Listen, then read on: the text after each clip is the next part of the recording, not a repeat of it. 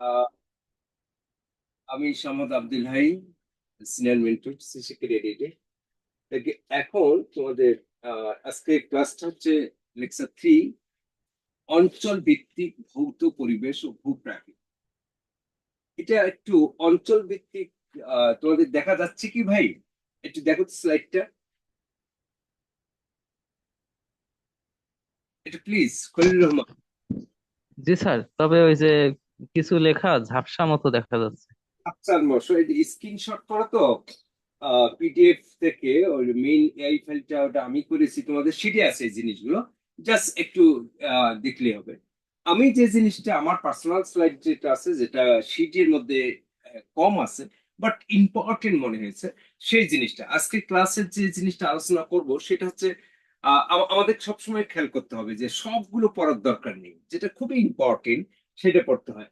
তারপরে এখানে শিটে আছে বলে একটু ভৌত পরিবেশ হলো প্রাকৃতিক ভূগোলের সেই শাখা বা ভূমণ্ডল, কেন্দ্রমণ্ডল, বায়ুমণ্ডল, বায়ুমণ্ডল নিয়ে আলোচনা করে, এবং জন্মের পর থেকে পৃথিবীর যে উত্তপ্ত গ্যাস পিণ্ড ক্রমে শীতল হয়ে ঘনীভূত হয়, এই সময় পৃথিবীর ভারী উপাদানগুলো কেন্দ্রের দিকে জমা হয়, হালকা উপাদানগুলো ভরে তার অনুসারে নিচের স্তর বিভিন্ন।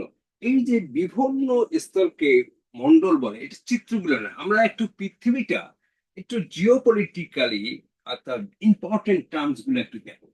একটু তোমাদের চিত্রটা কি দেখা যাচ্ছে ভাই? একটু দেখা যাচ্ছে এই তো? জি স্যার। ওকে। আমরা একটু এখানে ইসলে তো ইয়ে করলো কিভাবে, কলমটা কোথায়? কলমটা আচ্ছা, আমি তো ইয়ে করে ফেললাম। আচ্ছা, সরি।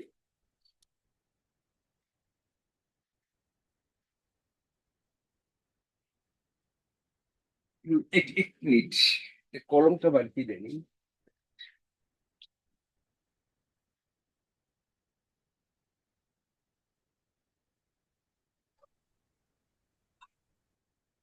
কিপ্যাডটা বাড়ি কি দেবো? জি স্যার। কিপ্যাড মানে লেখার যে ইয়েটা, এটা কোথায়? না না, এটা তো আছে।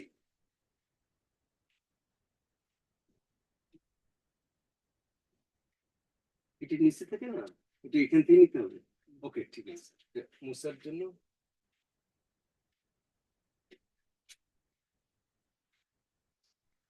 এখানে টিপ দেবে তো। ঠিক আছে, ওকে, থ্যাংক ইউ। দেখো, আমাদের এই চিত্রটা খুবই ইম্পর্টেন্ট। এটা পৃথিবীর যে প্রাকৃতিক বৈশিষ্ট্যটা আছে, আমরা একটু চিত্রের মাধ্যমে দেখি। কিছু কিছু জিনিস আমাদের সবার জানা আছে। এটা জুম করা যাবে কিনা? আচ্ছা, আমি ওইদিকে যাচ্ছি না বেশি। স্মার্ট বোর্ড তো, স্মার্ট হইলে আবার ওভার স্মার্ট হইলে সমস্যা হয়। তোমরা একটু দেখো, একটু মনোযোগ দিয়ে। এই জায়গায় এই যে একটা ওয়ার্ড আছে দেখো, ল্যাগন। ল্যাগনটা কি, এই জিনিসটা আমাদেরকে জানতে হবে। ল্যাগন অর্থাৎ আমরা যে আহ হ্রদ বলি লেক, এই যে এটা একটা লেক। লেক, এটা বাংলা বলা হ্রদ। তোমরা দেখো একটু, প্লিজ একটু। এটা একটা হ্রদ, এটা একটা হ্রদ, কিন্তু এটা হচ্ছে সামুদ্রিক হ্রদ। এটা মনে রাখতে হবে, হ্যাঁ? তোমাকে দেখতে পাচ্ছ ভাই? প্লিজ, এটা খুবই ইম্পর্টেন্ট একটা চিত্রের মাধ্যমেই। জিওপলিটিক্যালি খুব ইম্পর্টেন্ট। যেমন এই প্রণালী দেখো, একটা দুইটি ভূখণ্ডকে ন্যাচারাল ভাবে, অর্থাৎ দুইটি সমুদ্র লিঙ্ক, দুইটা ভূখণ্ড বিভক্ত হয়েছে প্রণালী, এটাকে বলা হয় প্রণালী। দেখো একটু, এরপরে হচ্ছে, তুমি কি দেখতে পাচ্ছ? খলিলুর রহমান, জি স্যার। তুমি কি দেখতে পাচ্ছ এই জিনিসটা, চিত্রটা?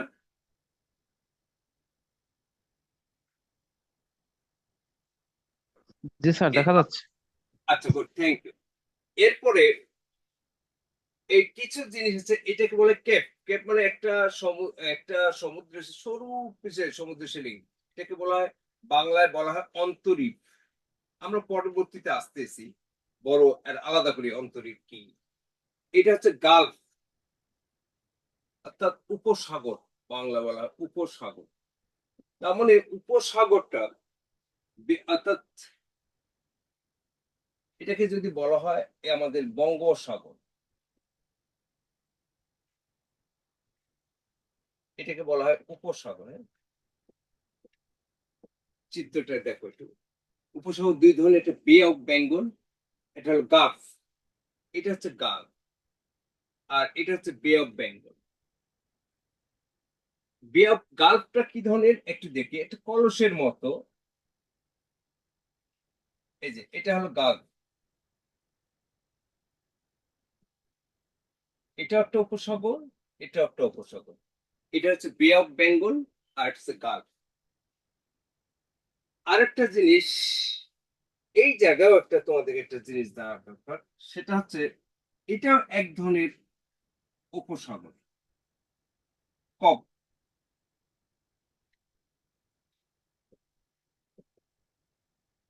এইখানে হচ্ছে এই যে ক্লিফট লেখা আছে, ক্লিফট তোমরা দেখতে পাচ্ছ কিনা, সাদা অংশ,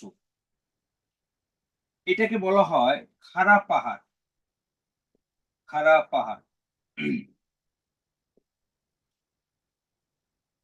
এরপর আমরা যদি ন্যাচারাল ভাবে দুইটা ভূমি, এই এটা একটা ভূমি, এটা একটা ভূমি, এটা একটা সমুদ্র, এটা একটা সমুদ্র, ন্যাচারাল ভাবে যদি প্রাকৃতিক বা অর্থাৎ সরি কৃত্রিম ভাবে যদি খনন করা হয়, এটাকে বলা হয় খাল। দুইটি সাগরকে এই পাশে এক মহাদেশ সাগর আছে, ওই পাশে মাঝখানে একটা মিশর আছে। তা এইটা একটু খালটা যেমন সুয়েজ খাল, এই যে কৃত্রিম ভাবে খনন করা হয় অর্থাৎ ন্যাচারাল ভাবে। আর এটা তো পুকুর পন্ড সম্বন্ধে তো আমরা জানি, এই আর একটা ফরেস্ট সম্পর্কে জানি। এটি বিচ অর্থাৎ সমুদ্রের উপকূল, বিচ। ভেলি মনে হচ্ছে বাংলা বলা হয় উপত্যকা,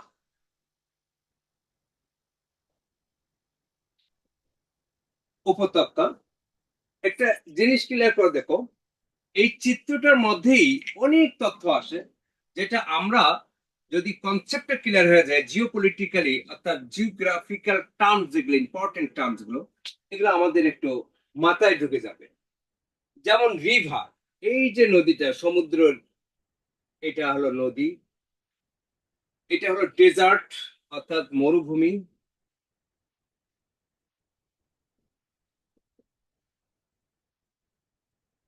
এটা হচ্ছে, আমরা একটু পরে এটা যাব, এই যে আগ্নেয়গিরি।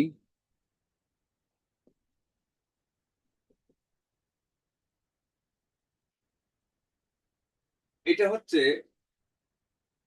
ওয়াটার ফ্লো অর্থাৎ জলপ্রপাত, এটা পরীক্ষায় খুব আসে। মাউন্টেন, পর্বত। এটা হচ্ছে মহাসাগর,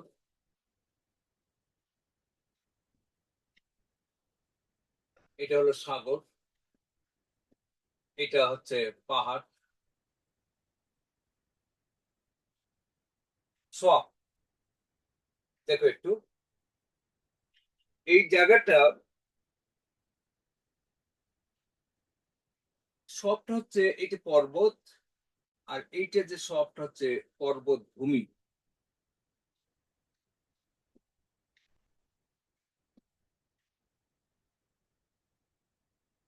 পেনিসুলা, পেনিসুলা মানে হচ্ছে দেখো একটু এই সমুদ্রে, এটাকে বলা হয় বাংলায় বলা হয় উপদ্বীপ।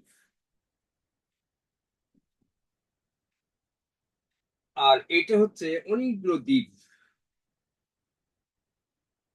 এটা দ্বীপপুঞ্জ, আর আইল্যান্ড বলতে হচ্ছে দ্বীপ।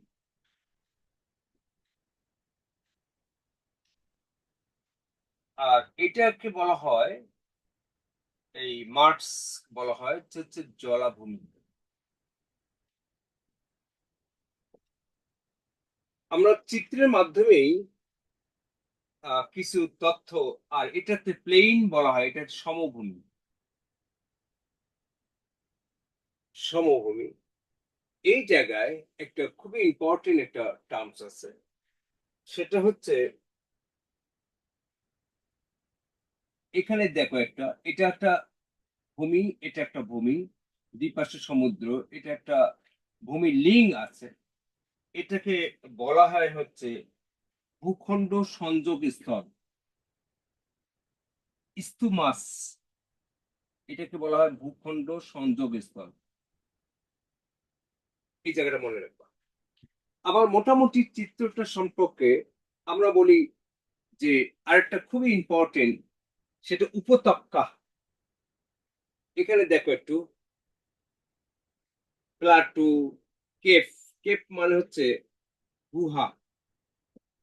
রিভার সম্পর্কে তো আমরা জানি। কেনিয়ন এটা হলো গিরিপথ। এই জায়গাটা বলা হয় গিরিপথ।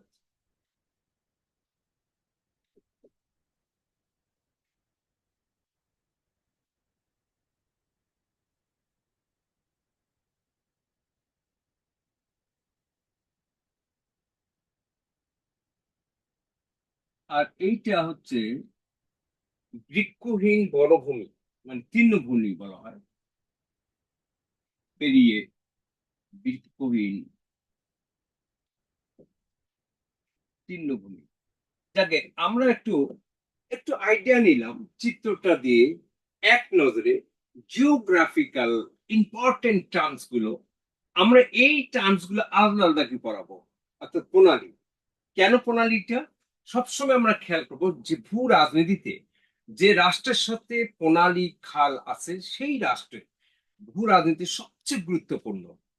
আমাদের পরীক্ষায়, যেমন পরীক্ষায় বিসিএস এর খাল প্রণালী খুব আসে। কেন আসে, কি কারণে আসে, আমরা একটু দেখি। সাহিত্যে গেলে কি করবো, এখানে নিচে ছিল যেটা, সেটা কি হলো?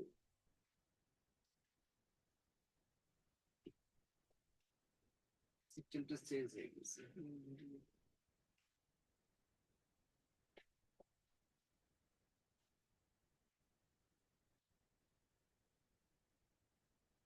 এখানে যে ছিল নিচে, ওটা কি হলো?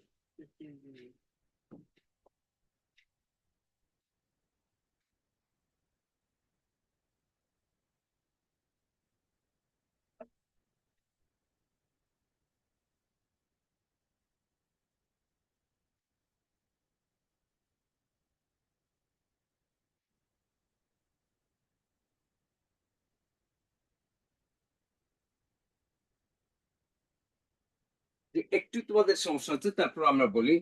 আমি জিও পলিটিক্যালি খাল বিল প্রণালী একটু ইম্পর্টেন্ট। কেন ইম্পর্টেন্ট? পরীক্ষায় কোনটা আসতে পারে, প্রণালী অনেক আছে, সব প্রণালী আছে, কিন্তু পরীক্ষায় সব আসবে না। কেন আসবে না? যেমন হরমুজ প্রণালী, যা বাবেল মানদেব প্রণালী, এগুলো খুবই ইম্পর্টেন্ট। কেন ইম্পর্টেন্ট? এটা যে অর্থাৎ যে রাষ্ট্রের সাথে যে প্রণালী সংযোগ আছে, সেই রাষ্ট্রে জিও পলিটিক্যালে সবচেয়ে ইম্পর্টেন্ট রাষ্ট্র গণিত। যেমন 2014 সালে, এটা কথা না বলেই নয়। একটু তো আমাদের একটু ডিস্টার্ব হচ্ছে, আমরা একটু পরে আসতেছি।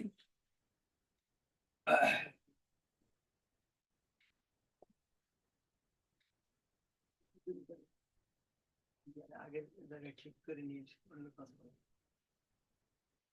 একবারে আগের জায়গায় নিয়ে এসে এটা একবারে ই করে একটু ইয়ে করো, কি ব্যাপার? আমরা তো সাইডে এটা দিয়ে দিই। এটা একটু ইয়ে করো না। এইখানে যে ছিল আগে যে সিস্টেম, ওটা কি হলো? এটা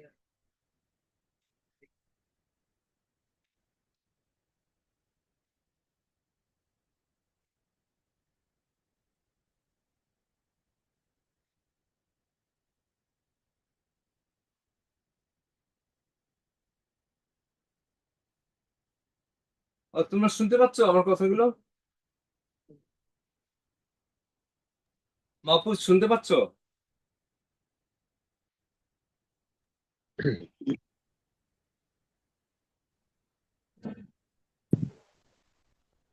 স্যার শোনা যাচ্ছে?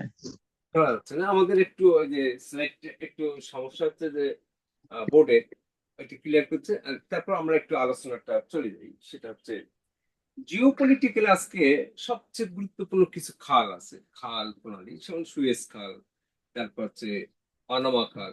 অনেক খাল আছে, কিন্তু সব খাল ইম্পর্টেন্ট নয়। দেখতে কি লিখছে একজন, কথা শুনে। আচ্ছা, ওকে। ঠিক সেরকম আমাদের প্রণালী কিছু ইম্পর্টেন্ট আছে, সব প্রণালী ইম্পর্টেন্ট নয়। যেমন এখন মধ্যপ্রাচ্যে যে যুদ্ধ শুরু হয়েছে, এটা যে প্রণালীগুলো দিয়ে হুমকি দেখানো হচ্ছে সেই প্রণালী সবচেয়ে ইম্পর্টেন্ট। আমরা দেখছি বিগত সালে কোশ্চেন অ্যানালাইসিস করে গবেষণা করে দেখেছি মাত্র এই 5-6টা, হাইস্ট 10টা প্রণালী খুব পরীক্ষা আসে, বাকি প্রণালীগুলো আসে না। যেমন একজন শিক্ষার্থী বলছে, স্যার আপনার বিলির খাল প্রণালী ক্লাসটা করি আমার একটু লাভ হয়েছে। এর কেমন? যে তাকে বলা হয়েছে যে আচ্ছা ম্যাপে দেখো তুমি যুদ্ধ শুরু হয়ে গেছে, কিন্তু আকাশ পথে হজে যাওয়া যাচ্ছে না, জল পথে আমরা ইয়াতে যাব, দ্যাট মিনস সৌদি আরবে বঙ্গোপসাগর থেকে যাত্রা শুরু হবে, সৌদি আরবে হজ করতে যাবা। তাহলে হজ করতে গেলে কোন কোন খাল প্রণালী দিয়ে তুমি সৌদি আরব যেতে পারবা, একটু ম্যাপে দেখে দাও। তাহলে আগে থেকে বলতে স্যার, আগে থেকে ম্যাপ রিডিং স্টাডি ছিল বলেই আমার পক্ষে এটা সম্ভব হয়েছে। তো ঠিক এইরকম আমরা পিলির জন্য প্রস্তুতি নিচ্ছি, বাট কনসেপ্টটা ক্লিয়ার হলে আমরা রিটেনও কাজে লাগবে, আবার ভাইভাতেও কাজে লাগবে। রিস্টার্ট দিয়েছো? ওকে, আমাদের একটু যান্ত্রিক ত্রুটি হচ্ছে, এটা তোমরা অন্যভাবে নিও না, হয়ে গেছে ইনশাল্লাহ। এলো আবার। আচ্ছা, এরপরে আমরা, আচ্ছা এতক্ষণ যে ছবিটা দেখে আমরা ইয়া করলাম, তোমরা কি বুঝতে পারছো জিনিসটা? জি স্যার। কোনো বুঝতে অসুবিধা হচ্ছে না তো? আমি কিন্তু একটা পরীক্ষা নেব আজকে, ক্লাসে কোশ্চেন এনেছি, জানি না কোশ্চেনটা দেখা যাবে কিনা, দেখা যাবে, ইনশাল্লাহ হয়ে যেতে পারে।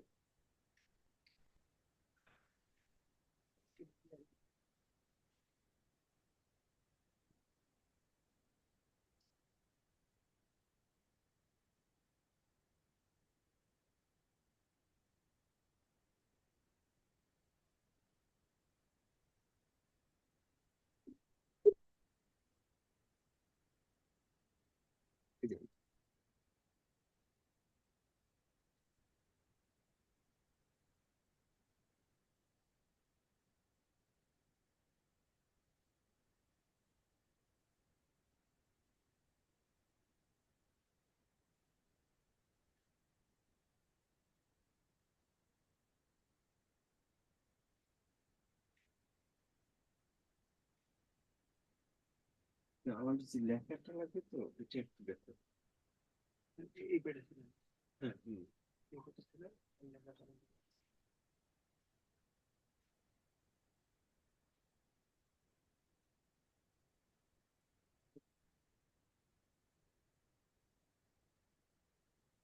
আবার খাতা নিতে হবে।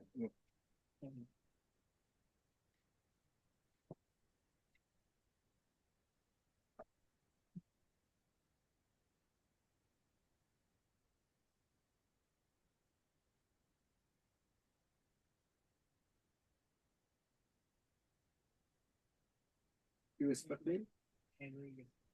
কেউ স্পট নেই?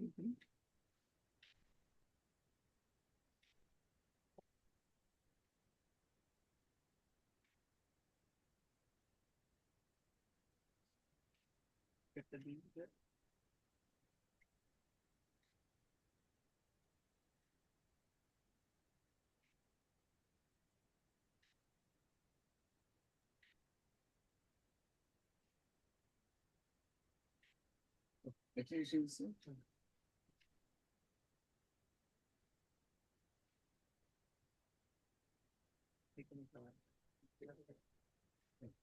না, ওইটা ওইটা ওটা আসবে। আচ্ছা, হ্যাঁ,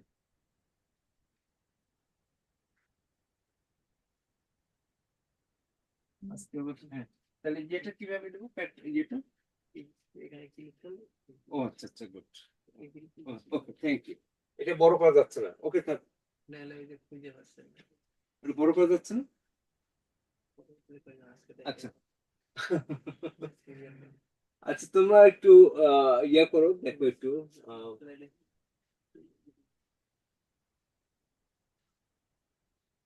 আচ্ছা, এখন একটু ক্লিয়ার হচ্ছে কি, তোমাদের দেখা যাচ্ছে? আচ্ছা, আমরা একটু পাহাড় আর পর্বতের মধ্যে পার্থক্য কি, আমরা এতক্ষণ যে আলোচনা করলাম, এটা মার্শাল্লাহ আলহামদুলিল্লাহ এটা আমরা জানলাম, কনসেপ্টটা ক্লিয়ার হয়ে গেছে। ওকে, থ্যাংক ইউ মাহফুজ রেসপন্স দেওয়ার জন্য। এখন পাহাড় আর পর্বতের মধ্যে পার্থক্য কি আমরা পরীক্ষায় দেখেছি যে 600 মিটারের উচ্চতা হলে এটা সর্বোচ্চ উচ্চতা হলে পাহাড়, আর 600 মিটারের বেশি উচ্চতা হলে পর্বত। আমরা একটু চিত্র দেখে দেই, একটু চিত্র দেখলে আমাদের কনসেপ্টটা ক্লিয়ার হয়ে যাবে। এইটা হচ্ছে এটা, অর্থাৎ আর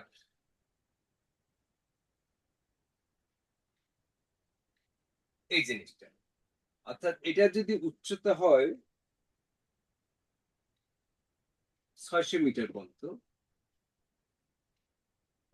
সর্বোচ্চ উচ্চতা, এটাকে বলা হয় পাহাড়। আর 600 মিটার প্লাস এটা হলো পর্বত। আমার চিত্রটা কি তোমার দেখতে পাচ্ছ ভাই মাহফুজ? হ্যালো? দেখা যায়। ওকে, ঠিক আছে। হ্যাঁ। মানে এইটা হচ্ছে পর্বত আর এটা হচ্ছে পাহাড়। তাহলে সবচেয়ে এই গারো পাহাড়টা ইম্পর্টেন্ট পরীক্ষা আসে, গারো উপজেলা ময়মনসিংহ। এবং বাংলাদেশের সর্ববৃহৎ পাহাড় হচ্ছে এই গারো পাহাড়। অর্থাৎ গারো পাহাড়ের এখানে একটা কথা না বলি নয়, গারো পাহাড়ের পাদদেশে উম গারো উপজাতিরা বসবাস করে। কেন? এটা গারোরা, আমার এক শিক্ষার্থী আছে, প্রশাসন হয়েছে, মানে তোমরা পাহাড়ের চূড়ায় কেন বসবাস করো, মানে পাহাড়ের চূড়ায় না, সরি, পাদদেশে। কারণ এই একটাই, সেটা হচ্ছে গারোরা কিন্তু বিয়ে করার পরে তারা, ছেলেরা মেয়ের বাড়িতে ওঠে, আমরা যেমন মেয়েকে বিয়ে করে নিয়ে আসি ছেলেদের বাড়িতে, ঠিক তার উল্টাটা। এবং এদের একটা প্রচলিত একটা ইয়ে আছে যে ওরা যদি মারা যায় তাহলে রাইতে গোসল করে রেখে ভোরবেলায় ওদেরকে পোড়ানো হয়, এবং এই পোড়ানোর পরে হাড় হাড্ডি গুলো বানিয়ে এক কোনায় পুঁতে রাখা হয়। আর পাহাড়ের চূড়ায় ওরা ছাইগুলো ছিটে দেয়। এই কারণে গারো উপজাতিরা গারো পাহাড়ের পাদদেশে বসবাস করে। এটা পরীক্ষায় খুব আসে যে বাংলাদেশের সর্ববৃহৎ পাহাড়টি গারো পাহাড়। লালমাই পাহাড়, কুমিল্লা, চন্দ্রনাথ পাহাড়, সীতাকুণ্ড, চিম্বুক পাহাড়। এই পরীক্ষায় এই গারো পাহাড় এবং চিম্বুক পাহাড়টা এসেছে বেশ কয়েকবার। চিম্বুক পাহাড়ের পাদদেশে কোন উপজাতি বসবাস করে, এটাও পরীক্ষায় এসেছিল বিসিএস এর। অর্থাৎ চিম্বুক পাহাড়ের পাদদেশে মারমা উপজাতিরা বসবাস করে। এই জিনিসটা আমাদেরকে ক্লিয়ার হতে হবে। ওকে, এরপরে দেখো,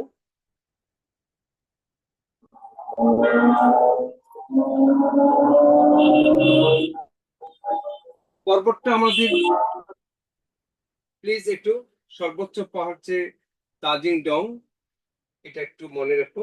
তাজিং ডং পরে 1996 সালে এটার নাম হয়ে যায় বিজয়। অর্থাৎ তাজিং ডং আর বিজয় হচ্ছে একই পাহাড়, এটা সর্ববৃহৎ পাহাড়। আর এর পরের পাহাড়টা হচ্ছে কেওক্রাডং, দুইটা হচ্ছে বান্দরবন। এই যে, অর্থাৎ বাংলাদেশের সর্ববৃহৎ পাহাড় যদি আসে, অনেক সময় তাজিং ডং দিয়ে আসে, অনেক সময় বিজয় দিয়ে আসে। এই জিনিসটা আমাদেরকে একটু মনে রাখতে হবে। ওকে, এরপরে আজকে স্লাইডগুলো একটু হচ্ছে, আমরা একটু তারপরে বলি। দেখো একটু, বাংলাদেশের সর্ববৃহৎ অর্থাৎ অনেক সমুদ্র সৈকত আছে, কিন্তু বিশেষ সাধারণত এই কক্সবাজার আসে। কেন? ক্যাপ্টেন কক্স, অর্থাৎ এই কক্সবাজারের পুরো নাম ছিল, এখানে লেগে রাখো, ফাল্কিং। কোন বইতে আছে পালকিং, যাকে ফাল্কিং এ সবচেয়ে বেশি পাওয়া যায়। এই ফাল্কিং এ অর্থাৎ ভারতবর্ষের দুইজন বিখ্যাত ব্যক্তি এসেছিলেন মশার কামড় খেয়ে, ম্যালেরিয়া জ্বরে আক্রমণ হয়। একটা হচ্ছে গ্রিক বীর আলেকজান্ডার, উনি এসে মশার কামড় খেয়ে, অর্থাৎ 327 অব্দে আসে, 326 অব্দে মশার ম্যালেরিয়া জ্বরে আক্রান্ত হয়, 325 অব্দে তিনি বেবিলনে যাওয়া যায়, বেবিলনে যেই তিনি ওখানেই মারা যান, সমাধি হয় মিশর আলেকজান্ডার। আর একজন হচ্ছে ক্যাপ্টেন কক্স, তিনি এসে মশার কামড় খেয়ে যখন মারা যায় এই ম্যালেরিয়া জ্বরে, ঠিক সেই সময় ক্যাপ্টেন কক্স এর নাম অনুসারে এই জায়গাটার নাম হয়ে যায় কক্সবাজার। অর্থাৎ কক্সবাজার তাহলে পূর্ব নাম কি ছিল? ফাল্কিং। এই জিনিসটা আমাদের পরীক্ষা আসে। এবং সর্ববৃহৎ সমুদ্র সৈকত বাংলাদেশের। এরপর হচ্ছে কুয়াকাটা, এটার অপর নাম হচ্ছে সাগরকন্যা, এটা একবার পরীক্ষায় এসেছিল পিএইচসি। সাগরকন্যা, এটা পটুয়াখালী, 18 কিলোমিটার। এখানে একটু বলি যে কোন বইতে আছে 120 কিলোমিটার, কোন বইতে আছে আরো কম। এখানে 120 মিটার যেহেতু বোর্ড বই দেওয়া আছে এবং বাংলা ফিডে এটা রাইট, অর্থাৎ এই ইনানি সমুদ্র সৈকত, পতেঙ্গা, গঙ্গামতি এগুলো আসে না, কিন্তু যার কনসেপ্টটা ক্লিয়ার হয়। এখন পর্যন্ত বিসিএস এ এই কক্সবাজার আর কুয়াকাটা ছাড়া একটা আসেনি।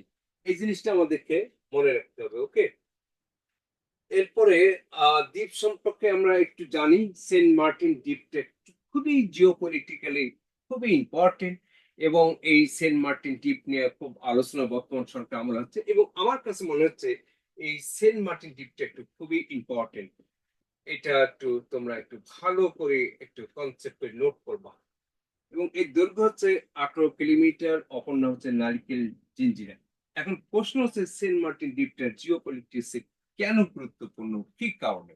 এই অর্থাৎ আমি একটু আগে বলছি যে ক্লাস স্টার্টিং সময় যে জিওপলিটিক্যালি সেই দেশ ইম্পর্টেন্ট যে দেশ ভূ রাজনৈতিক ভাবে সমুদ্রের সাথে লিঙ্ক আছে। আমাদের একটু মানচিত্রে একটু পরে আসতেছি, মালাক্কা প্রণালী, এই একটু পরে আমরা চিত্র সহ আমরা ভিজুয়ালি দেখাচ্ছি যে কিভাবে পিএসই, পিকচার সুফিটি ইফেক্ট, ছবি দেখে দেখে পড়াগুলো মনে থাকে। এটা একটা টেকনিক শেখাবো। সেরা দ্বীপ, এটা কক্সবাজার বাংলাদেশের সর্বদ্বীপের স্থান।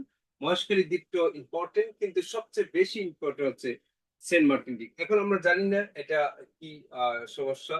পরবর্তী নিঝুম দ্বীপ হচ্ছে হাতিয়া দ্বীপ, ভোলা দ্বীপ, দক্ষিণ তালপট্টি। দক্ষিণ তালপট্টি এটা যদিও এটা নিয়ে আমাদের ইন্ডিয়া দখল করেছিল, এবং এই সাতক্ষীরা জেলায় অবস্থিত। পরবর্তীতে এটা 1970 সালে গোর্কি নামক একটা ঘূর্ণিঝড়ের মধ্য দিয়ে এই দক্ষিণ তালপট্টি সৃষ্টি হয়। পরবর্তীতে 1981 সালে যখন আহ, ইন্ডিয়া এই দক্ষিণ তালপট্টি দখল করে, তখন জিয়াউর রহমান বলে বাঙালি একজন দক্ষিণ তালপট্টি, অর্থাৎ ভারতের 9 জন, অর্থাৎ যুদ্ধ হবে, তবুও দক্ষিণ তালপট্টি ছাড়বো না। তার মানে এই দক্ষিণ তালপট্টি নিয়ে পরবর্তীতে এটা ভারতের সাথে আমাদের একটা দ্বন্দ্ব হয়ে যায়। পরবর্তীতে এই বেশি দিন আগে 2010 সালে আর একটা ঘূর্ণিঝড়ের মাধ্যম দিয়ে ওই দক্ষিণ তালপট্টি বিলীন হয়ে যায়। এখন প্রশ্ন হচ্ছে দক্ষিণ তালপট্টিটা বিলীন কেন হলো, কি কারণে হলো? আপনাদের সবসময় খেয়াল করব যে এই দক্ষিণ তালপট্টির কিছু দূরে অবস্থিত গঙ্গা খাত, এই গঙ্গা খাত ভূমিকম্পের কারণে গঙ্গা খাতে ঢলে গেছে, যার ফলে এত 8 বর্গ কিলোমিটার আয়তনের একটা দ্বীপ এটা বিলীন হয়ে যায়। যেমন এটা অনেক সময় পরীক্ষা ধরে যে এই এত বড় দ্বীপটা হঠাৎ করে বিলীন হলো কেন, কি কারণে? বলবেন যে এর অদূরই অর্থাৎ বেশি দূরে নয় গঙ্গা খাত অবস্থিত, এই কারণে এই দক্ষিণ তালপট্টি বিলীন হয়ে গেছে। Okay? এরপরে হচ্ছে এই বিল সব সময় একটু স্থলভাগ থেকে পিরিচ আকৃতির, অর্থাৎ গভীর স্থান থেকে বর্ষার পরও বেশ কয়েক মাস পানি জমে থাকে অঞ্চলের দিকে বিল, অনেক ঝিল বলে হাওর এবং বাওর বলা হয়। সবচেয়ে পরীক্ষায় আসে যেটা, এটা আমাদেরকে খেয়াল রাখতে হবে, চলন বিলটা। চলন বিলটা বাংলাদেশের সর্ববৃহৎ বিল হচ্ছে চলন বিল। এটি নাটোর, পাবনার, সিরাজগঞ্জ জেলা অবস্থিত, এবং এই বিলের মাছ দিয়ে একটা নদী গেছে, এটাও পরীক্ষায় এসেছিল, আত্রাই নদী। এটা খুব ইম্পর্টেন্ট। এবং বাংলাদেশে যে সবচেয়ে বেশি অর্থাৎ মিঠা পানির মাছ পাওয়া যায় এই বিলে, এটাও একটু নোট করে রাখো যে এই মিঠা পানির মাছ সবচেয়ে বেশি পাওয়া যায়, মিঠা পানির মাছ। তাহলে এখানে কোশ্চেন খুব ইম্পর্টেন্ট।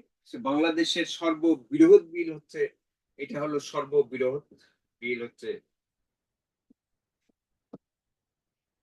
তামা বিল। এটা আমরা সবাই জানি সিলেট সীমান্তে অবস্থিত, সিলেট সীমান্তে অবস্থিত। এই বিলে শান্ত, অর্থাৎ কয়লার সবচেয়ে বেশি আমদানি হয় এই সিলেট তামা বিল। অর্থাৎ এটা এমন ধরনের বিল, এটা সীমান্তবর্তী বিল এটা। আর যশোর বিল, বগা বিল, এটা পরীক্ষা আসে না। বিল ডাকাতিয়া কিছুদিন আগে বাংলাদেশ ব্যাংকে পরীক্ষা এসেছে, এটা একটা ইম্পর্টেন্ট।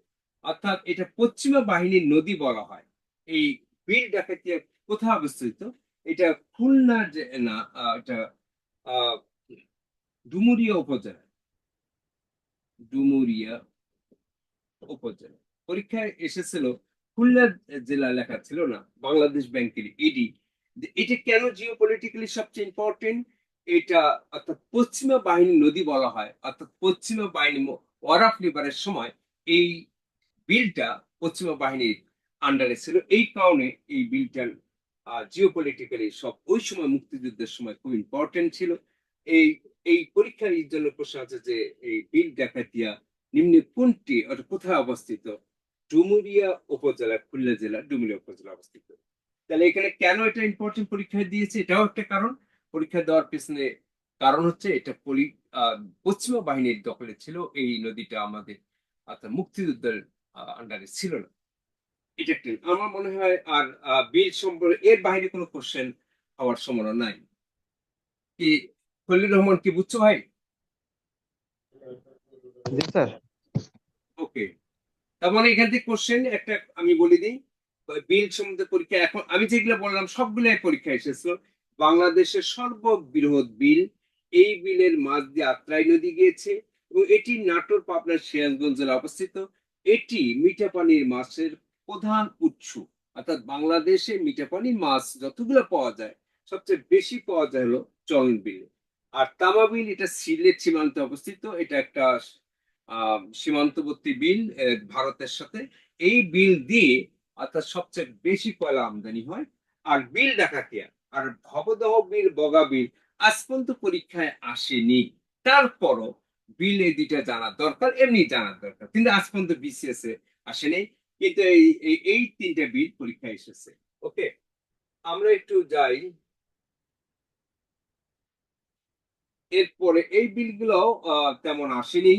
তারপরে একটু জানার জন্য যাই, জানতে হবে এই চর সম্বন্ধে। কুলে পুকুলে মোহনায় পানি জমে যে ভূখণ্ড সৃষ্টি হয় তাকে চর বলে। এবং এই চরগুলো একটু পরীক্ষায় আমাদের একটু আসে। যেমন নোয়াখালী কিছু চর আছে, উড়িদ চর, চর ফ্যাশন। এরপরে হচ্ছে ভোলায় কিছু চর আছে, চর মনপুরা। চর মনপুরা নামে একটা সিনেমা হয়েছে।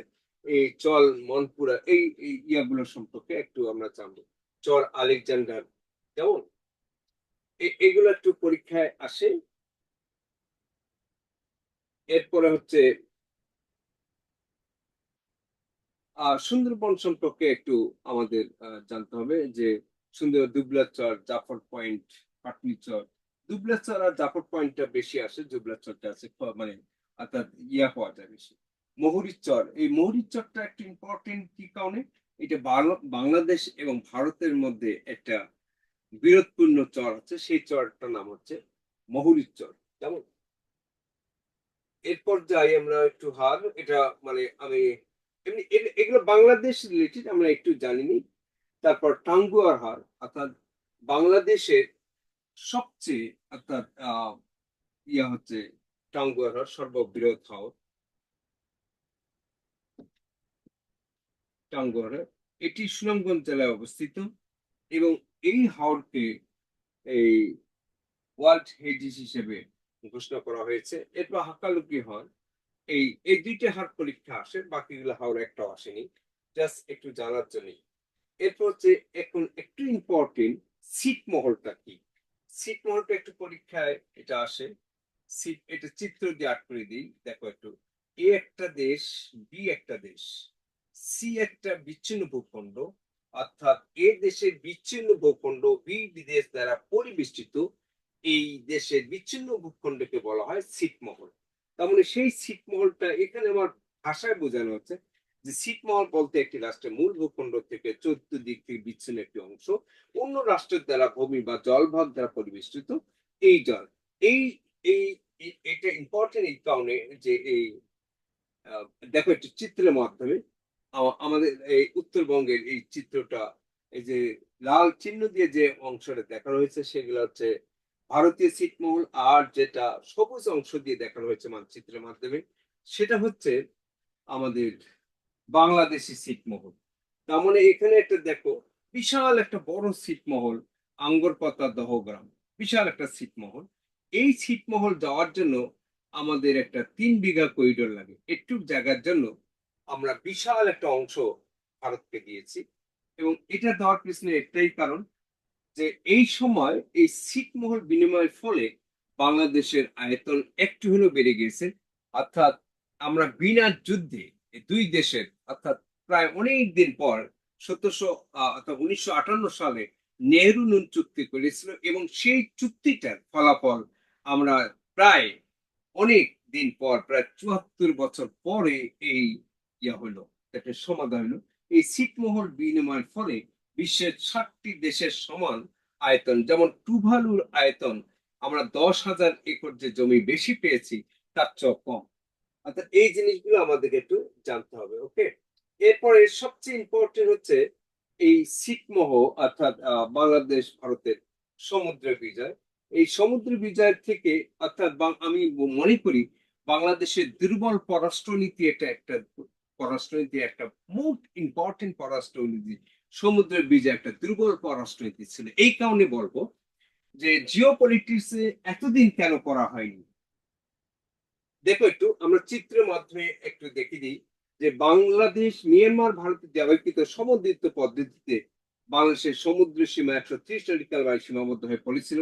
তাতে বাংলাদেশ পেত হচ্ছে 50,000 বর্গ কিলোমিটার জলসীমা কম, এবং বঙ্গোপসাগর জল সীমা নির্ধারণ এবং সমুদ্র সম্পদের সম অধিকার প্রতিষ্ঠার লক্ষ্যে 2000 অর্থাৎ 14ই ডিসেম্বর 2009 সালে মিয়ানমারের বিপক্ষে এই জার্মানি হামবুর্গে অবস্থিত সমুদ্র আইন বিষয়ক ট্রাইব্যুনাল এবং ভারতের বিপক্ষ নেদারল্যান্ডের হেগ অবস্থিত এই জিনিসগুলো একটু খেয়াল করবে। যদিও আমাদের এটা মীমাংসিত অংশ, 12ই মার্চ এবং ভারত বাংলাদেশ আন্তর্জাতিক আদালতে এটা রায় হয়। কিন্তু এখন প্রশ্ন হচ্ছে, এই রায়টা হয়েছে ভারতের পক্ষে, আমাদের বিপক্ষে পেয়েছি, মিয়ানমারের বিপক্ষে আমরা রায় পেয়েছি। কিন্তু ভারত আবার 2020 সালে এটা আবার আপিল বিভাগে যে এই রায় আমরা মানি না। অর্থাৎ এই জন্যই সমুদ্র বিজয়টা যদিও বিশেষ পরীক্ষা এসেছিল, তারপরও আবার কি মাথা চড়ে দিয়েছে। এখন দেশের যে প্রেক্ষাপট, ভবিষ্যৎ, অর্থাৎ এটা কি হবে আল্লাহ জানে।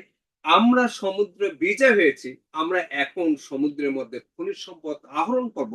তার মধ্যে দিয়ে ভারত আমাদেরকে একটা বিশাল একটা আবার আপিল করেছে, যাতে আমরা আহ সমুদ্রের সম্পদ আহরণ করতে না পারি, বাধাগ্রস্ত করতেছে। কারণ আমরা বিশাল একটা এলাকা সমুদ্র বিজয় ফেলে আমরা চিত্রের মধ্যে দেখি কতটুকু অর্জন পেয়েছি।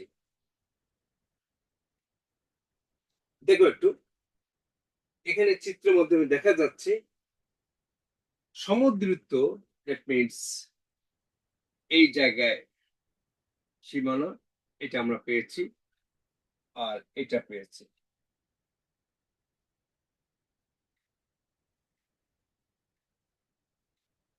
এবং চিত্রটা দেখতে পাচ্ছ ভাই?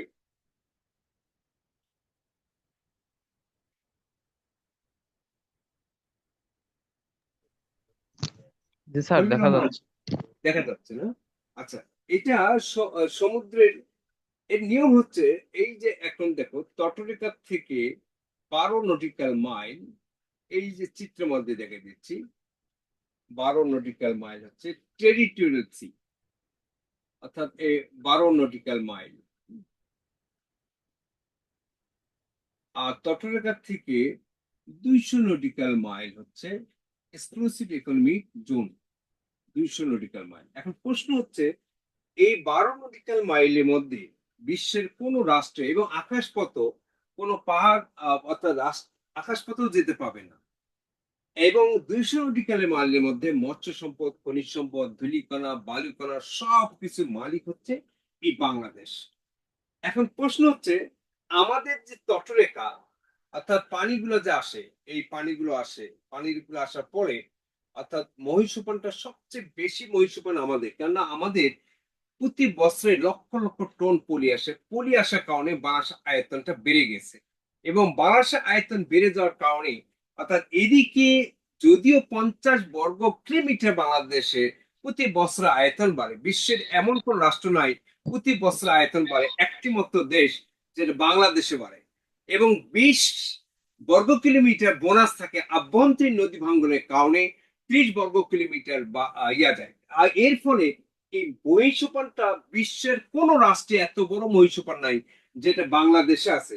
এবং এই জন্য জিও পলিটিক্যালি বিশ্বে, অর্থাৎ দক্ষিণ এশিয়ার মধ্যে সবচেয়ে মানে ইম্পর্টেন্ট দেশ হচ্ছে বাংলাদেশ।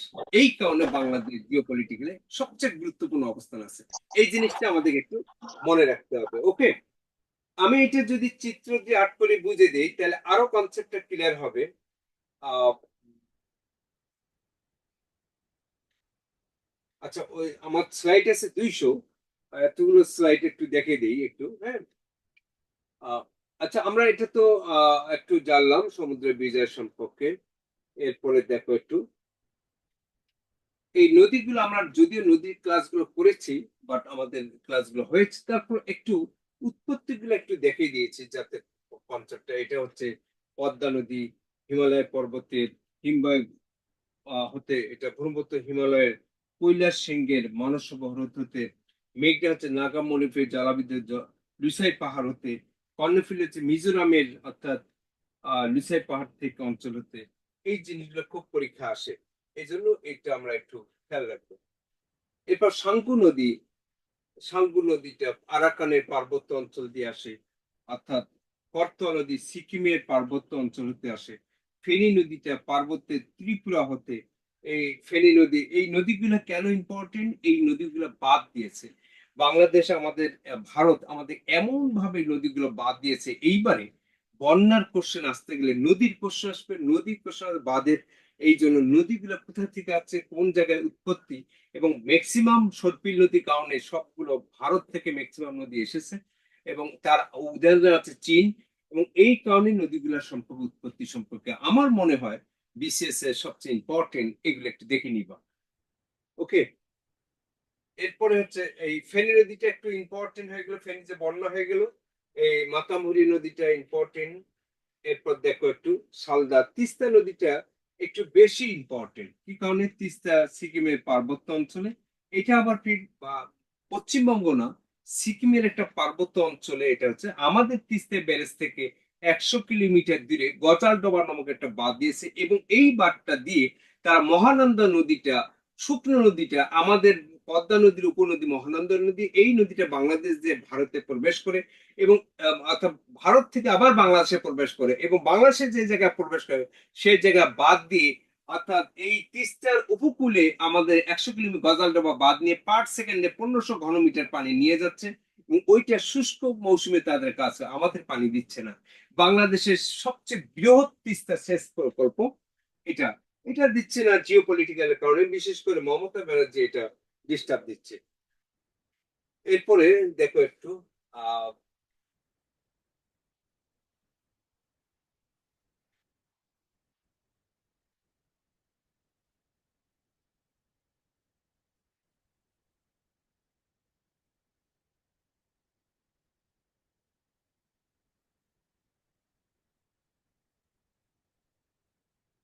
আমরা একটি এই সবচেয়ে একটা পরীক্ষার কোশ্চেন এসেছিল, আমরা একটু কোশ্চেনের প্যাটার্নটা কি হবে দেখ একটু। সবচেয়ে নাব্য নদী, নাব্য নদী মানে কি? নৌ চলাচল করতে পারে, অর্থাৎ নাব্যতা মানে গভীরতা আছে, নৌ চলাচল করতে পারে, এই ধরনের নদীকে নাব্য নদী। অনেক সময় পরীক্ষা এসেছে সবচেয়ে গভীরতম নদী কোনটি, সবচেয়ে গভীর আর একটা পরীক্ষা আছে নাব্য নদী না আসে গভীরতম, গভীরতম হচ্ছে অর্থাৎ নৌ চলাচল করতে পারে নৌকা, এটা হচ্ছে মেঘনা।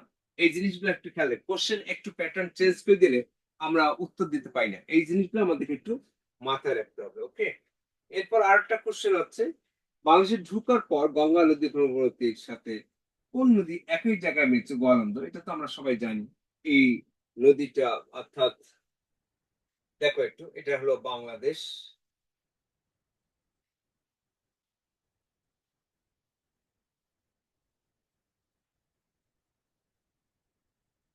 বাংলাদেশের নদীটা এটা গঙ্গা নদী, আর এটা হচ্ছে মেঘনা নদী। এই নদীটা এই জায়গায় অর্থাৎ গোয়ালন্দে মিলিত হয়েছে, এই জিনিসটা দেখানো হচ্ছে। ওকে, এরপর ঝর্ণা জলপ্রপাত, একটু ঝর্ণা ও জলপ্রপাত, এটা হচ্ছে হিন্দুদের দেবতা শিবের অপর নাম হচ্ছে মাধব, এবং এই মাধবের নাম হচ্ছে মাধব কুণ্ডের জলপ্রপাতের নামকরণ করা হয়েছে, এবং মৌলভীবাজার জেলা বড়লেখা থানা অবস্থিত। পাহাড় থেকে আনুমানিক অর্থাৎ 250 ফিট উঁচু হতে খারাপ হবে অবিরাম পানি রয়েছে, এবং এটি হচ্ছে বাংলাদেশের বৃহত্তম জলপ্রপাত, সেটা হচ্ছে মাধব। তোমরা অনেকেই গেছো হয়তো বা। এরপর হচ্ছে বাংলাদেশের বিশ্বের প্রধান খালগুলো একটু ইম্পর্টেন্ট এবং সিরিয়াস ইম্পর্টেন্ট জিওপলিটিক্যাল, এটা একটু তথ্যগুলো একটু লিখে নিতে পারো। বাংলাদেশে অর্থাৎ বিশ্বের মধ্যে এখন একটু পরীক্ষায় আসার মতো তথ্যগুলো আমি একটু লিখে দিই, তাহলে তোমাদের কনসেপ্টটা একটু ক্লিয়ার হয়ে যাবে। খাতা কলম নাও এবং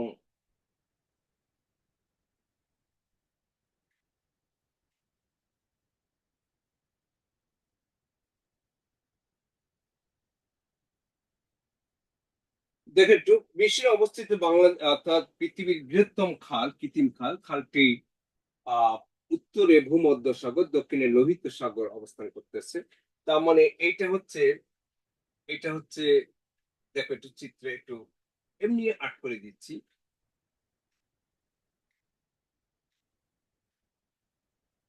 এদিকে হচ্ছে লোহিত সাগর, আর এটা হচ্ছে ভূমধ্যসাগর।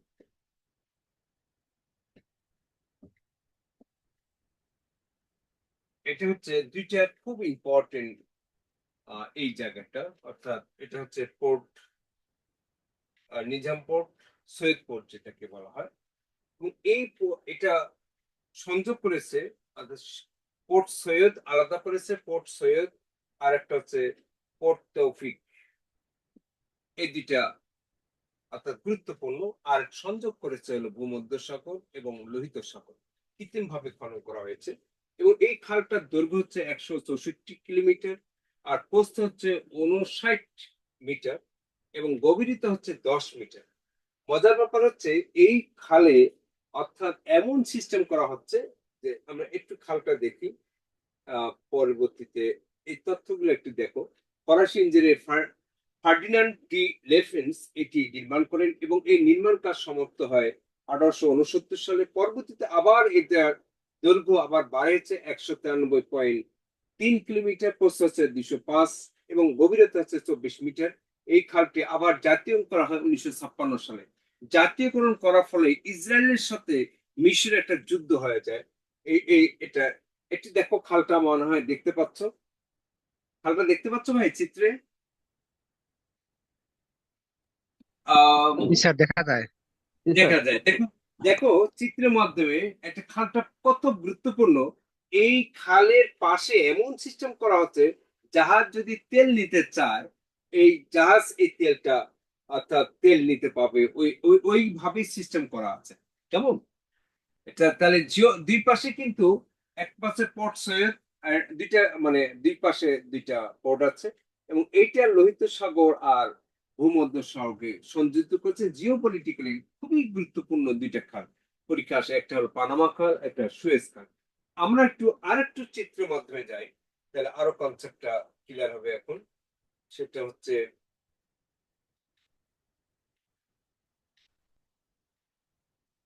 এই জায়গায় দেখো একটু, এই জায়গায় একটু দেখো, এটা লোহিত সাগর, এটা লোহিত সাগর, এটা হচ্ছে ভূমধ্য সাগর, সুয়েজ খালটা এই একটু জায়গা হলো সুয়েজ খাল। এখন কি দেখতে পাচ্ছ ভাই?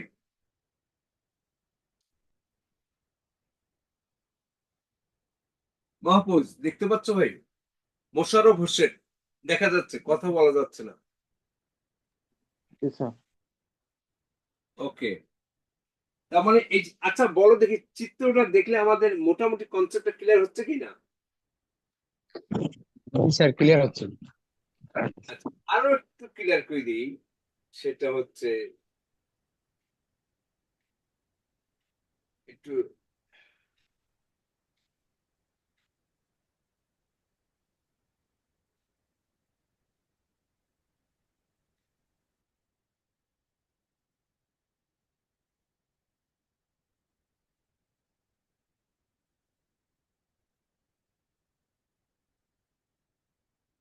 আচ্ছা, একটা তথ্য আমরা একটু লেখি।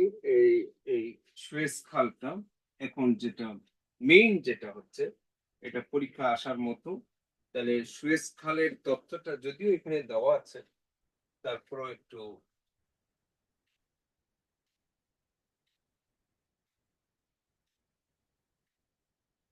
তাহলে এখন ইম্পর্টেন্ট হচ্ছে 100, এটা একটু ইম্পর্টেন্ট। পরীক্ষা অনেক সময় এটাও দেয় 164 দেয়, 164 আছে, কিন্তু এই জিনিসটা আমাদেরকে একটু মনে রাখতে হবে যে 164 কিন্তু যখন খনন করা হয়েছিল তখন দৈর্ঘ্য ছিল 164, প্রস্থ ছিল 59 আর গভীরতা ছিল 10 মিটার।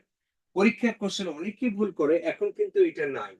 তাহলে এখন কি আছে? এখন আছে হচ্ছে এই জিনিসটা, দেখো একটু, 193.3 কিলোমিটার, আর গভীর প্রস্থ হচ্ছে 205 মিটার, গভীরতা হচ্ছে 24 মিটার, 24 মিটার, এবং 1956 সালে এটা জাতীয়করণ করা হয়েছে। এটা খুবই ইম্পর্টেন্ট।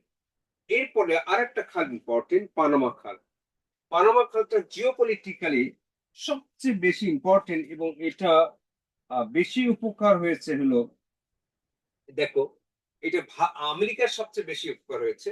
পানামা খালটা হচ্ছে, অর্থাৎ এটা প্রশান্ত মহাসাগরের প্রবেশদ্বার বলা হয়, এবং এটা সংকীর্ণ জলভাগ বনভূমি কেটে মহাসাগর এবং আটলান্টিক মহাসাগরকে সংযুক্ত করার জন্য 1913 সালে যুক্তরাষ্ট্র এই খালটা প্রণয়ন করে। দৈর্ঘ্য হচ্ছে 81 কিলোমিটার, গভীরতা হচ্ছে 12 থেকে 14 মিটার, তলার প্রস্থ হচ্ছে 30 থেকে 91 মিটার। কেন এখানে দুইটা বড় একটা সমুদ্র, মহাসমুদ্র অর্থাৎ মহাসাগর, এটা একটা, এটা খুবই খরস্রোতা, এবং এটা খুব কঠিন কাজ ছিল।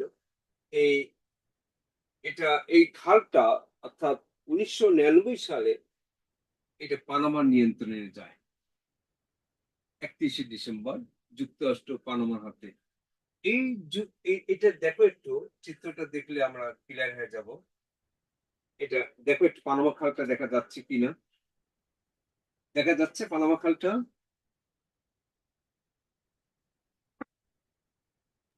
জি স্যার।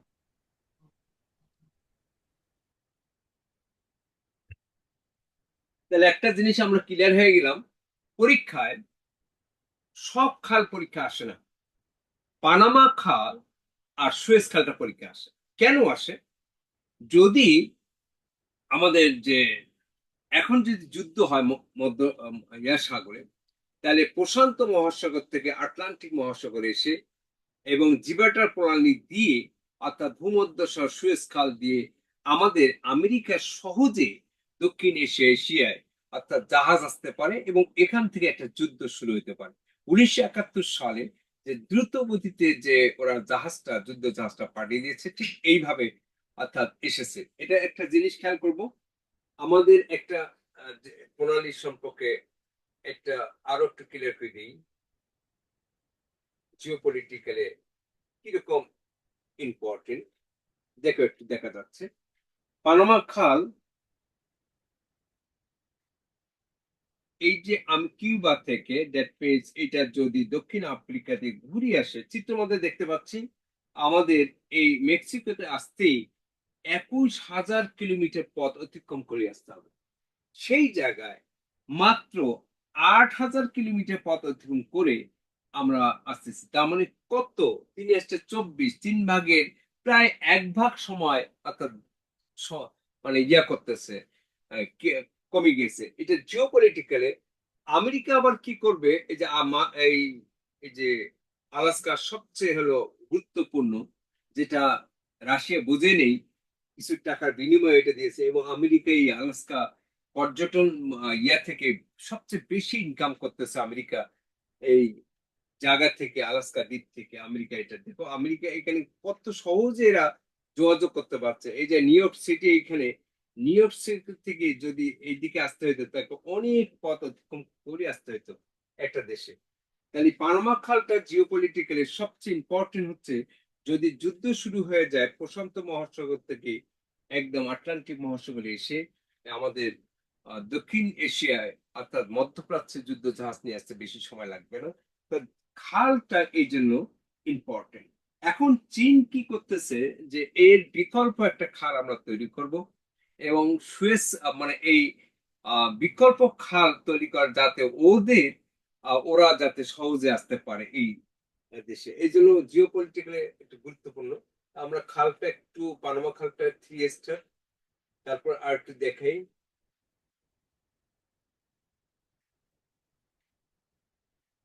আমাদের ভারত উপমহাদেশে পক প্রণালীটা ইম্পর্টেন্ট। ভারত এটা সংযুক্ত করেছে, ভারত আর শ্রীলঙ্কা, ভারত মহাসাগর, আরব মহাসাগর, এবং এটা বেরিং প্রণালীটাও ইম্পর্টেন্ট। দেখো একটু চিত্রের মাধ্যম দিয়ে এশিয়ার যে কয়েকটা উল্লেখযোগ্য প্রণালী আছে, দেখো একটু চিত্রের মাধ্যমে পাঁচটা পাঁচটা এই পক প্রণালী দেখো একটু। এটা বাংলাদেশ, এই জায়গায় বঙ্গোপসাগর, এই পক প্রণালী দিয়ে দ্যাট ইজ বঙ্গোপসাগর দিয়ে আরব সাগরে আসতেছে, আমাদের পাকিস্তানের কিছু মালামাল নিয়ে যাচ্ছে। ভারত খুবই খেপে গেছে যে এত সহজে, অর্থাৎ 50 বছর আসেনি, এখন আসতেছে কেন। অর্থাৎ ওরা বলতেছে যে এটা যদি আসে তাহলে আমার সেভেন সিস্টার্স হাতছাড়া হয়ে যেতে পারে। তার মানে এই প্রণালীর কারণেই আমাদের এই বঙ্গোপসাগর। আবার আরেকটা খুবই ইম্পর্টেন্ট, সেটা হচ্ছে মালাক্কা প্রণালী। আমরা মালাক্কা প্রণালী একটু পরে আসতেছি, ওটা দক্ষিণ এশিয়ায়, ও দক্ষিণ পূর্ব এশিয়ায় পড়েছে। এটা একটা ইম্পর্টেন্ট। এরপর হচ্ছে আহ এটা দেখো একটু পূর্ব চীন সাগর এবং টুকিং সাগর, যেটাকে বলা হয় ফরমোজা প্রণালী। ফরমোজা প্রণালী, এই ফরমোজা প্রণালীটা একদম ইম্পর্টেন্ট। এবং কোরিয়া প্রণালী, তাতার প্রণালী দেখো এটা। এই শাকানিল, অর্থাৎ এই শাকানিল দ্বীপটা, এটা জাপানের ছিল, এটা রাশিয়া দখল করেছে। এবং এখনো এটা দ্বন্দ্ব আছে জাপানের সাথে রাশিয়ার। আহ, এটা এই ওক্টক সাগর এবং জাপান সাগর সংযুক্ত করেছে, এবং রাশিয়া এবং শাকানিল এটাকে বিভক্ত করেছে। এই ইয়েটার নাম হচ্ছে তাতার প্রণালী। তাতার প্রণালী, এটাও পরীক্ষা আসে খুব। কিন্তু এই শাকালিনটাও কিন্তু রাশিয়ার অংশ, এই জিনিসটা আমাদেরকে মনে রাখতে হবে। বেরিং প্রণালী দেখো একটু, এই আমেরিকা, এটা আমেরিকা মানে এটা আলাস্কাটা এটা ইয়ের ছিল বা রাশিয়ার ছিল। এবং বিশ্বের আমেরিকার সবচেয়ে পর্যটন নগরী হচ্ছে এই আলাস্কা। এবং এটা এখানে অনেক টাকা তারা ইনকাম করতেছে, এটা রাশিয়া বোঝেনি যে এটা বোঝা, এটা দিয়ে দিই কিছু টাকার বিনিময়ে, দিয়ে এই আলাস্কাটা একটা, এইটা একটা ইম্পর্টেন্ট বেরিং প্রণালী। অর্থাৎ এখান থেকে আমেরিকাকে হামলা করা রাশিয়ার জন্য খুবই সোজা। এটা জিও পলিটিক্যাল একটা ইম্পর্টেন্ট। এরপর হচ্ছে আমরা উত্তর কোরিয়া আর দক্ষিণ কোরিয়া সম্পর্কে আমরা তো জানি। এবং এই কোরিয়া প্রণালী, এটা একটা ইম্পর্টেন্ট। জাপান সাগর, পূর্ব চীন সাগরকে গুরুত্বপূর্ণ। তাহলে আমাদের এই এশিয়ার যে পাঁচটি প্রণালী আছে, গুরুত্বপূর্ণ প্রণালী, এই প্রণালী সম্পর্কে আমাদের জানতে হবে। আমি আরেকটু বলি, প্রণালীটা একটু দেখে দিই যাতে তোমাদের একটু বুঝতে সুবিধা হয়। বেরিং প্রণালী উত্তর সাগর এবং বেরিং সাগরকে সংযুক্ত করেছে, পৃথক করেছে রাশিয়া এবং অনেক সময় পরীক্ষা আসে এশিয়া এবং উত্তর আমেরিকা পৃথক করেছে, এটাও পরীক্ষা আসে। এই জিনিসটা খেয়াল করতে হবে। একটা কোশ্চেন আছে পরীক্ষা, এশিয়া উত্তর আমেরিকাকে বিভক্ত করেছে নিম্নে কোন প্রণালী? বেরিং প্রণালী। অনেক সময় আসে রাশিয়া যুক্তরাষ্ট্র, অনেক সময় যুক্তরাষ্ট্র না থেকে আলাস্কা থাকে। এই জন্য আমরা এই জন্য কি করব, বুঝে বুঝে পড়বো, তাহলে বুঝে বুঝে পড়লে মাথায় থাকবে। এরপর হচ্ছে তাতার প্রণালী, অক্সটক সাগর এবং জাপান সাগর, রাশিয়া এবং শাকালিন, শাকালিনটা রাশিয়ার অংশ। এবং এরপর কোরিয়া প্রণালী, পূর্ব চীন সাগর, জাপান চীন সাগর, এটা উত্তর দ্বীপ, দক্ষিণ দ্বীপ। ফরমোজা প্রণালী, দক্ষিণ চীন সাগর এবং দক্ষিণ পূর্ব চীন সাগর, এটা চীন এবং তাইওয়ানকে ইয়ে করা হচ্ছে। আর পক প্রণালী জিও পলিটিক্যালে এটা বঙ্গোপসাগর, ভারত মহাসাগর অংশ এবং মান্নার উপসাগর। অনেক সময় পরীক্ষা আছে লাক্ষাদ্বীপ সাগর, আরব সাগর, অনেক সময় আছে ভারত মহাসাগর। এটা একটু কোশ্চেনটা এই জন্য সংযুক্ত করেছে। একটা পরীক্ষা এসে পেয়েছি নন ক্যাডারে, বঙ্গোপসাগর এবং মান্নার উপসাগর সংযুক্ত করেছে কোন কোন প্রণালী। এটা অনেকে ভুল করে, স্যার আমরা তো পড়ছি আরব সাগর বা ভারত মহাসাগর, তো বঙ্গোপসাগর সংযুক্ত করেছে। আমি জানি না, অনেক সময় মান্নার উপসাগরও দিয়ে দিতে পারে। আর এখানে ভারত আর শ্রীলঙ্কা। এখানে একটা জিনিস আমরা একটু, যদিও আমরা জানছি যে পৃথিবীর যে কোনো দুটি ভূখণ্ড, যেমন দ্বীপ, উপদ্বীপ, দেশ, মহাসাগর পৃথককারী এবং জলরাশিকে, যেমন সাগর, মহাসাগর, উপসাগর সংযুক্তকারী সরু এবং প্রাকৃতিক জলরাশিকে বলা হয়। এই তাতার প্রণালী আরেকটা এখানে ইম্পর্টেন্ট হচ্ছে, অর্থাৎ পৃথিবীর সবচেয়ে দীর্ঘতম প্রণালী হচ্ছে তাতার প্রণালী। এটাও পরীক্ষায় এসেছে। পৃথিবীর সবচেয়ে দীর্ঘতম। আর হরমুজ প্রণালী এটা এটা এখানে নেই, এটা ইরান আছে। হরমুজ প্রণালী জিও পলিটিক্সে এটা একটা খুব ইম্পর্টেন্ট। বিশ্বের 40% তেল ওখান দিয়ে যায়। যেমন ইরাকের সাথে ইরানের সাথে আমেরিকার যখন দ্বন্দ্ব দেখা দেয়, ইরান তখন হুমকি দেয়। যেমন 2014 সালে ইরান হুমকি দিচ্ছে আমেরিকাকে যে আমি তোমার এই হরমুজ প্রণালী দিয়ে তেল যেতে দেব না। তাহলে এই হরমুজ প্রণালীটার বৈশিষ্ট্য কেন এটা গুরুত্বপূর্ণ, এটার সম্বন্ধে বিশেষ রিটার্নের টিকাও এসেছে এবং জিও পলিটিক্যাল পরীক্ষা আসে এবং প্রবলেম সলভও আসতে পারে। এই জিনিসগুলো আমাদেরকে খেয়াল রাখতে হবে। ওকে, এরপর দেখো একটু আহ জিব্রাল্টার প্রণালী, ওই যে পানামা খাল দিয়ে আটলান্টিক সাগরে আসলাম। এই চিকন একটা স্পেন, দেখো একটু এখানে স্পেন আর মরক্কো। অনেক সময় পরীক্ষায় এটা অন্যভাবে আসে যে ইউরোপ এবং আফ্রিকা মহাদেশকে পৃথক করেছে কোনটা। অনেক সময় স্পেন, এবং এটা তো বোঝা যায় যে স্পেনটা ইউরোপ মহাদেশ, ইউরোপ, আর মরক্কোটা হচ্ছে আফ্রিকা মহাদেশ। তাহলে আফ্রিকা আর ইউরোপকে পৃথক করেছে কোন প্রণালী? জিব্রাল্টার প্রণালী।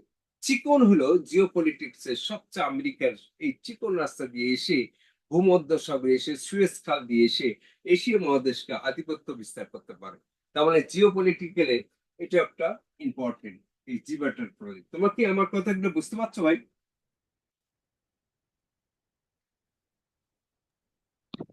জি স্যার, বুঝতে পারতেছে। জি স্যার। আচ্ছা বলো তো, এগুলো কি মুখস্থ করার দরকার আছে?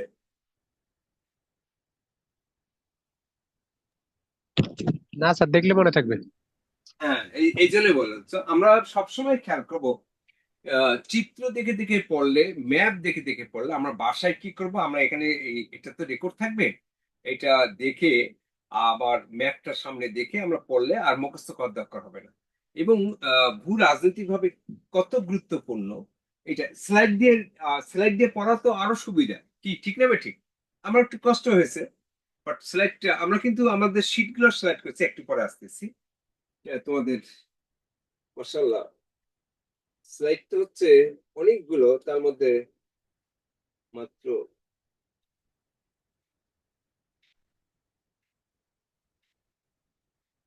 আচ্ছা এইখানে একটু এই যে একটা স্লাইড দেখে, সেটা হচ্ছে এই যে মোজাম্বিক সোমালিরা এখানে আমাদের জাহাজ, যুদ্ধ জাহাজ, মানে আমার জাহাজ যে গিয়েছিল, যে জাহাজ সোমালিরা আটক করেছে, এই সেই মোজাম্বিক প্রণালীর পাশ দিয়ে। কেমন?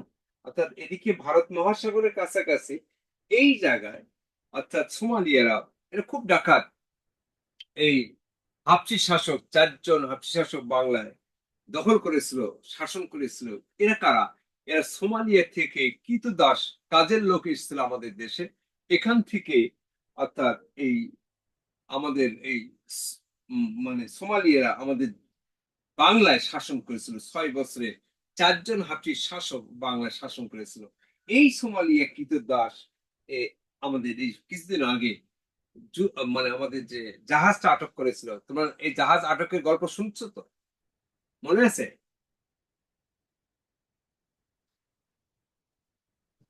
জি স্যার। ওকে, এর পরে একটু আরো একটা ইম্পর্টেন্ট দেখি, সেটা হচ্ছে দেখো একটু এশিয়া এবং ইউরোপকে পৃথককারী দুটি প্রণালী। এই যে কৃষ্ণ সাগর, দার্দানেলিস প্রণালী এবং বসফরাস প্রণালী। কৃষ্ণ সাগরটা জিও পলিটিক্যালি একটু ইম্পর্টেন্ট। কি কারণে?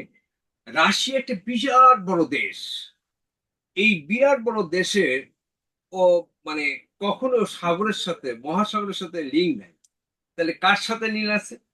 এই অর্থাৎ এই সে কৃষ্ণ সাগরের মধ্য দিয়ে এসেই এই তুরস্কের মধ্যে, অর্থাৎ জিও পলিটিক্যালি তুরস্ক খুবই গুরুত্বপূর্ণ। ঠিক কারণে রাশিয়া হইতে আরম্ভ করে ইউক্রেন হইতে আরম্ভ করে এই যে দুইটা প্রণালী, সেটা হচ্ছে দেখো একটু, সেটা হচ্ছে দার্দানেলিস প্রণালী আর হচ্ছে বসফরাস প্রণালী। এই দুইটাই প্রণালী তুরস্কের আন্ডারে, যার জন্য বিশ্ব ভূ রাজনীতি তুরস্কের খুবই গুরুত্বপূর্ণ। দ্যাট মিনস এই যে ক্রিমিয়া যে দখল করলো কাজ প্রণালী, দেখো একটু রাশিয়া এদিক দিয়ে এসে ওদের নিজস্ব নাই এই দিয়ে দার্দানেলিস প্রণালী এবং বসফরাস প্রণালী পার হয়ে দেন ইজিয়ান সাগরে আসবে। এশিয়া আসার যে একটা বিশাল বড় পথ, এবং এরপরে হচ্ছে ভূমধ্য সাগরে এসে দ্যাট মিনস সুয়েজ খাল দিয়ে এসে এশিয়া মহাদেশে আসবে। এই যে মধ্যপ্রাচ্য থেকে তেল নিয়ে যাচ্ছে, এই তেলের ইয়াটা, এবং এইটার অর্থাৎ তুরস্ক, এই ইস্তাম্বুল এবং এটাও তুরস্কর মধ্যে দুইটা খুবই ইম্পর্টেন্ট, দার্দানেলিস এবং বসফরাস, এটা পরীক্ষায় খুব আসে। এবং এখন যে ভূ রাজনীতিতে এই দুইটা প্রণালী আমাদের ইম্পর্টেন্ট, এটা আমাদের পড়তে হবে বেশি করে। আরো বিস্তারিত পড়বো আমি, কিন্তু এখানে আমি কিন্তু একটা জিনিস দিয়ে দিচ্ছি, জাস্ট এত সংক্ষিপ্ত সময়ে এতগুলো ডিটেলস পড়া সম্ভব না। আমরা কি করব, আমরা এখানে বলতেছি গুরুত্বপূর্ণ, গুরুত্বপূর্ণ মানে কি, এইটা আমরা কি করব, ডোরবুক। ডোরবুক মানে হচ্ছে, ডোরবুকই আবার সব নাই, ডোরবুক কোনটাকে বলা হয়, 9-10 যে বোর্ড বইগুলো, এই বোর্ড বইগুলো ডোরবুক। এরপরে টেক্সট বুক, টেক্সট বুক নিব। এরপরে রেফারেন্স বুক, বাজারে অনেক রেফারেন্স বুক আছে, ওগুলো নেওয়ার দরকার নেই। তবে আমাদের কেরিয়ার এইড থেকে যে শীট এবং বইটা দেওয়া হচ্ছে রেফারেন্স বুক, এই তিনটে মিলে আমরা একটা নোট করব, কেমন? তাহলে আমার ডোর বুক মানে অর্থাৎ 9-10 এর বোর্ড বইগুলো, এটা ডোর বুক। এটাকে টেক্সট বুক বলা যাবে না, বিসিএস এর পূর্ণাঙ্গ সিলেবাসের এখানে সবগুলো কভার নেই। হয়তো বা বেসিকটা আলোচনা আছে, যেটা ডোর বুক হিসেবে পরিচিত, কেমন? কি মাহফুজ, বুঝছো কি ভাই? জি স্যার, বুঝতে পারছি স্যার। 9-10 যে ভূগোল বইটা আছে, এটা ডোর বুক। এরপরে টেক্সট বুক, টেক্সট বুক তোমরা যে কোনো বই ফলো করতে পারো। তবে বাজারে অনেক টেক্সট বুক আছে, কিন্তু আমারই লেখা বাংলাদেশ স্টাডিজ বা আন্তর্জাতিক সম্পর্ক সংগ্রহ পড়াশোনা, এই বইটাও দেখতে পারো। এটা দেওয়ার পরে দেন এরপরে আমাদের কেরিয়ার রেফারেন্স বুক, কেরিয়ার এর যে শীট অর যে গাইডটা আছে, এটা দেখতে পারো। এরপর বাইরের গাইড রেফারেন্স বুক দরকার নেই, এই তিনটা মিলে আমরা সুন্দর করে নোট করবো এই খাল প্রণালী ইয়েগুলো, কেমন?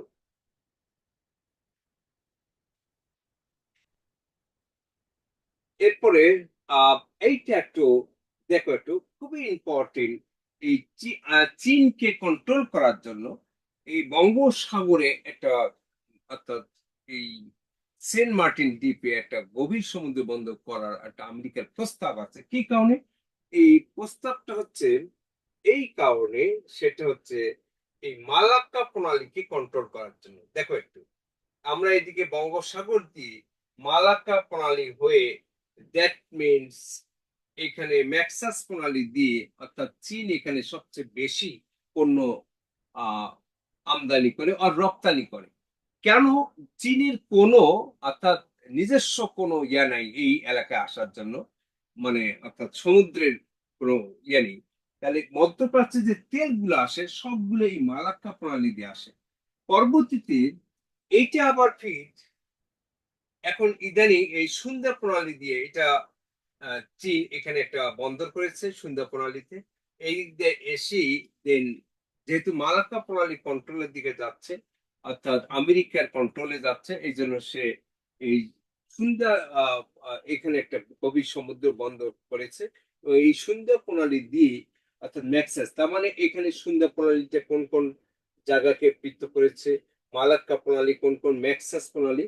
তাহলে আমাদের 3 স্টার হচ্ছে এই মালাক্কা প্রণালী, আর 2 স্টার হচ্ছে সুন্দর প্রণালী।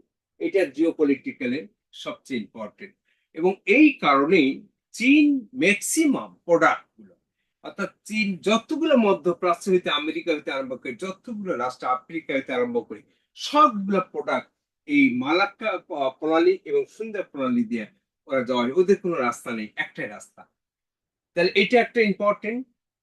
অর্থাৎ চীন আর বাংলা, অর্থাৎ আমার কাছে মনে হচ্ছে ট্রাম্প আসার কারণে, এই ট্রাম্পের সময় অর্থাৎ চীন আর আমেরিকার বাণিজ্য যুদ্ধ পরীক্ষা, দুইবার বিসিএস পরীক্ষা রিটার্নে এসেছে, পিলিত এসেছে। আমার কাছে মনে হচ্ছে আবার এই বাণিজ্য যুদ্ধ শুরু হবে। যুদ্ধ শুরু না হইলেও বাণিজ্য যুদ্ধ শুরু হবে, এটা পরীক্ষা একটা ইম্পর্টেন্ট। এরপরে একটু ইম্পর্টেন্ট, সেটা হচ্ছে বাবেল মানদেব প্রণালী আর হরমুজ প্রণালী।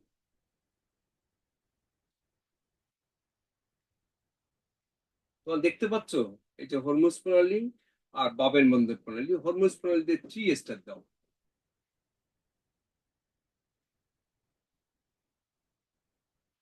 এই যে এডেন সাগর,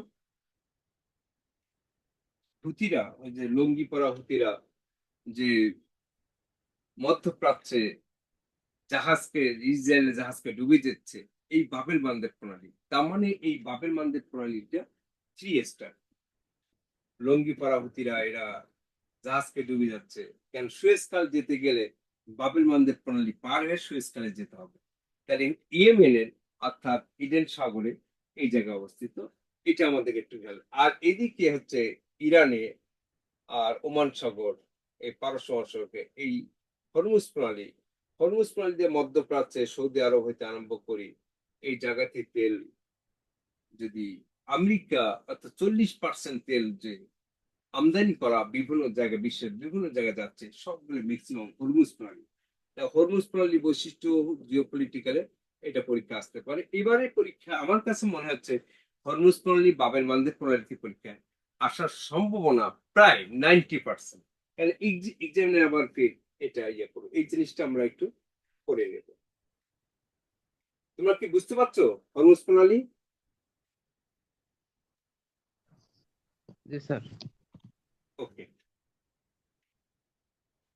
এরপরে দেখো ডোবার প্রণালী এবং ইংলিশ চ্যানেল। এটা আটলান্টিক মহাসাগর এবং উত্তর সাগর আর যুক্তরাজ্য আর ফ্রান্সকে পৃথক করেছে। দেখো একটু চিত্রের মাধ্যমে। এরপরে হচ্ছে এই সেই এলবা, সেন্ট এলবা এবং নেপোলিয়নের নাম প্রায় অনেকেই শুনছো এটা। সেটা হচ্ছে 15 আগস্ট 1769 সাল ভূমধ্য সাগরে কর্সিকা দ্বীপে এই নেপোলিয়নের জন্ম হয় এবং তাকে প্রথমবার নির্বাসন দেওয়া হয়। এই জিনিসটা একটা 1814 সালে ভূমধ্য সাগরে সেন্ট এলবা দ্বীপে, এই যে সেন্ট এলবা দ্বীপে এই ভদ্রলোককে নির্বাসন দেওয়া হয় নেপোলিয়নকে, এবং পরের দ্বিতীয়বার নির্বাসন দেওয়া হয় এই আটলান্টিক মহাসাগরে সেন্ট হেলেনা দ্বীপে, এবং 5ই মে 1821 সালে সেন্ট হেলেনা দ্বীপে এই মৃত্যুবরণ করেন। এই ভদ্রলোক সম্পর্কে তোমাদের আমরা যখন পরে এই ভদ্রলোক সম্বন্ধে পরীক্ষায় যে এত কোশ্চেন এসেছে অকল্পনীয়। নেপোলিয়নের সঙ্গে অনেকটা আমরা ওনার যে স্ট্রাগল লাইফ যেটা আছে এটা আমার এই জন্য পরীক্ষা আসে খুব। তাহলে এই সেন্ট এলবা দ্বীপে উনি জন্মগ্রহণ করেন এবং এইখানে প্রথমবার তাকে দ্বিতীয়বার নির্বাসন দেওয়া হয় এই হেলেনা দ্বীপে, এবং এই দ্বীপে তিনি মারা যান। এটা পরীক্ষায় খুব আসে, এই জন্য আমরা একটু দেখি। এরপর আমরা চলে যাই হিমালয় পর্বত এবং মালভূমি। আমরা ইতিমধ্যেই পর্বত এবং মালভূমিটা আমরা একটা ইয়ার মধ্যে দেখেছি, আহ, এই চিত্রের মাধ্যমে দিয়ে। তারপর একটি হিমালয় পর্বত, এটা ভারত, নেপাল, ভুটান এবং চীনের সীমান্তে অবস্থিত। এবং এই হিমালয় এভারেস্ট বিশ্বের সর্বোচ্চ শৃঙ্গ, নেপালে অবস্থিত। এটা আমাদের 8850.86 মিটার। হিমালয় পর্বত দৈর্ঘ্য হচ্ছে 2414 এবং তো 5জন বাংলাদেশি এই এভারেস্ট জয় করেছে। এদের সম্বন্ধে পরীক্ষা আসে, এটা আমরা একটু দেখে নিব।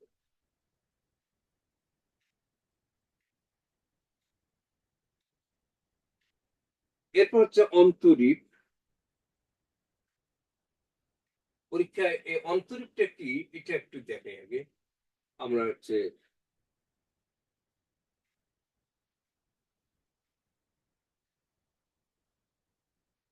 একটা সংকীর্ণ, অর্থাৎ চিত্রের মাধ্যমে তোমরা দেখতে পাচ্ছ যে আসলে অন্তরীপটা একটু ইয়ে করে পাচ্ছ যে এটা স্থলভাগের, দেখো একটু চিত্রের মাধ্যম দিয়ে, স্থলভাগের একটা সংকীর্ণ, অর্থাৎ দেখো সরু, একদম চিকন হয়ে সাগরের দিকে প্রবাহিত হয়েছে বা প্রসারিত হয়েছে। এই সংকীর্ণ এটাকে বলা হয় কেপ। এটা হলো অন্তরীপ। আমাদের যে এই উত্তম অন্তরীপ হয়ে, অর্থাৎ এই সেই সময় আমাদের যে প্রথম আবিষ্কার করেছে 12, সেটা হলো পর্তুগিজ নাবিক কে ভাস্কো দা গামা। তিনি এই উত্তম আশা অন্তরীপে সেই প্রচন্ড ঝড়ের মধ্যে পড়েন, অল্প জনে উনি বেঁচে গেছেন, কিন্তু উদ্যম সাহস ছিল বলেই তিনি কালিকট বন্দরটা আবিষ্কার করতে পেরেছেন।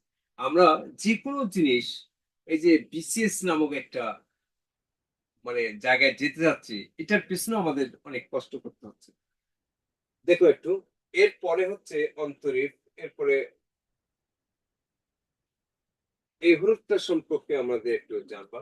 এই কাস্পিয়ান সাগর, সুপ্রিয় হ্রদ, ভিক্টোরিয়া হ্রদ, বৈকাল হ্রদ, আসাল হ্রদ, এদের সম্বন্ধে মৃত্যু সাগর।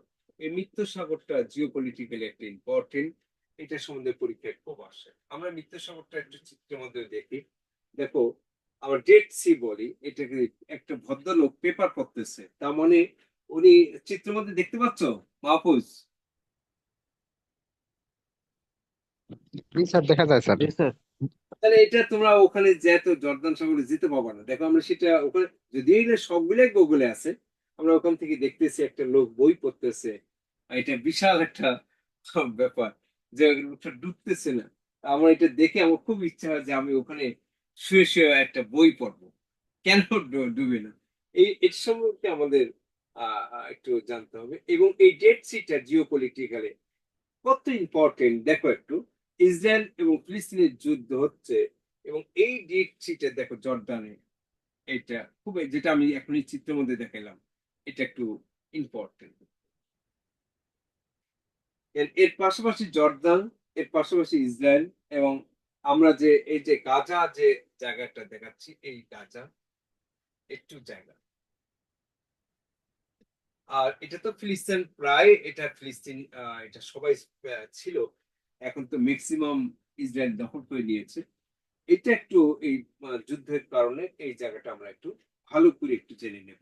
আমি আবারও বলতেছি, এই ইসরায়েল ফিলিস্তিন যুদ্ধের কারণে এই আশেপাশে যে জায়গাগুলো সম্পর্কে, ডেড সি হইতে আরম্ভ করি, এই গাজা উপত্যকা হইতে আরম্ভ করি, এইসব আমরা জেনে নেব।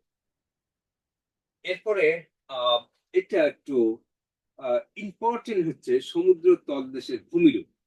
আমরা যেমন স্থলপথে দেখি যে একটা পাহাড় পর্বত আছে, তা সমুদ্র কি পানি, পানির নিচে কি রকম আছে, এটা যদি আমরা দেখতে পারি তাহলে আমাদের বুঝতে একটু সুবিধা হবে। যেমন এইখানে সমুদ্র তল দেশের এই জায়গাটা।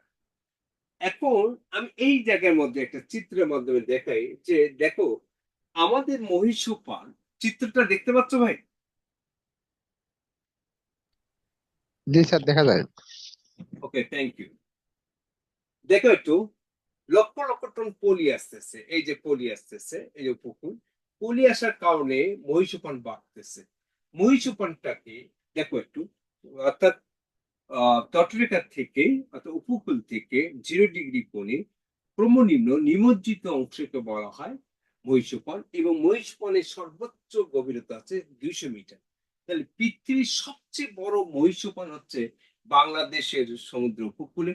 এই এত বড় মহীসোপান পৃথিবীর কোন রাষ্ট্রে কেন আছে?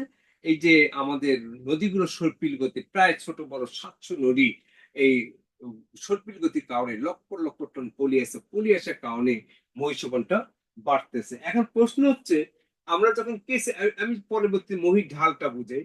200 থেকে 3000 মিটার গভীরতা হচ্ছে, এটা হচ্ছে মহির ঢাল। আর 4000 থেকে, অর্থাৎ এখানে 3000 থেকে, এখানে একটা জিনিস এড়িয়ে গেছে, 3000 থেকে 4000, এটা গভীর সমুদ্রের সমভূমি, এটাকে বুঝতে হবে। এবং এরপরে হচ্ছে 6000 থেকে 10,000 মিটার, এটা হচ্ছে মহাসাগরীয় খাত। এবং সবচেয়ে হলো এটা গভীর খাত হচ্ছে মারিয়ানা খাত, এটা হলো প্রশান্ত 10,870 মিটার। আর এটা হচ্ছে আগ্নেয় দ্বীপ, আর এটা হচ্ছে শৈলশিরা, এটাকে বলা হয়। এই ঠিক এইরকম আল্লাহ তাআলা সৃষ্টি দেখো কি রকম ভাবে আহ, সৃষ্টি করা আছে। আমাদের এখন প্রশ্ন হচ্ছে, ইন্টারন্যাশনাল রিভার্স ল অনুযায়ী 200 কিলোমিটার, 200 নটিক্যাল মাইল পর্যন্ত এক্সক্লুসিভ ইকোনমিক জোন, কিন্তু এখন আরো আছে, আরো মহীসোপান আছে। তাহলে এখানে যদি এখানে খনিজ সম্পদ পাই, দেখো একটু চিত্রের মধ্যে, এখানে খনিজ সম্পদ পাবো কিনা। আমরা এখন আন্তর্জাতিক আদালতে যাব, তার আগেই আমাদের ফরেন পলিসিটা হচ্ছে সকলের সাথে বন্ধুত্ব, কারোর সঙ্গে বৈরিতা নয়। আচ্ছা, আমরা কেবল 54টা স্লাইড দেখাইছি, আর বাকিটা গল্প করতে মন চাচ্ছে, কিন্তু কিভাবে আমরা সমুদ্র বিজয় নিলাম এটা আবার করতে গেলে আবার সময় লাগবে। তো গল্পটা শুনবা নাকি?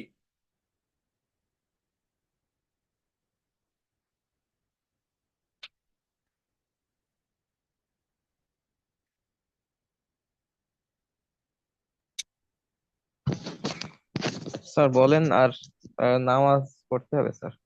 ওকে, ঠিক আছে। আমি তাহলে আচ্ছা, এই চিত্রটা থেকে আমি একটু তোমার স্লাইড করে এটা নিয়ে নিও, এর চিত্রগুলো আবার এটা দেখি। এগুলো পরীক্ষা, এই যে আসে রেড ক্লিফ লাইন, এটা বাংলাদেশ ভারতের চিহ্নিত রেখা, 47 সালে বিভক্ত হয়, এটা পরীক্ষা আসে। এই জিনিসগুলো পড়বা একটু। এরপর হচ্ছে ডুরাল লাইন, 1893 সালে সাবমর্টিয়ার ডুরাল কর্তৃক চিহ্নিত, এবং এইগুলা পাকিস্তান এবং আফগানিস্তানের সীমারেখা, এবং 38 ডিগ্রি অক্ষরেখা। এরপর দেখো একটু, এরপর এই জিনিসগুলো একটু অক্ষরেখা গুলো একটু পড়ে নিবা, কেমন?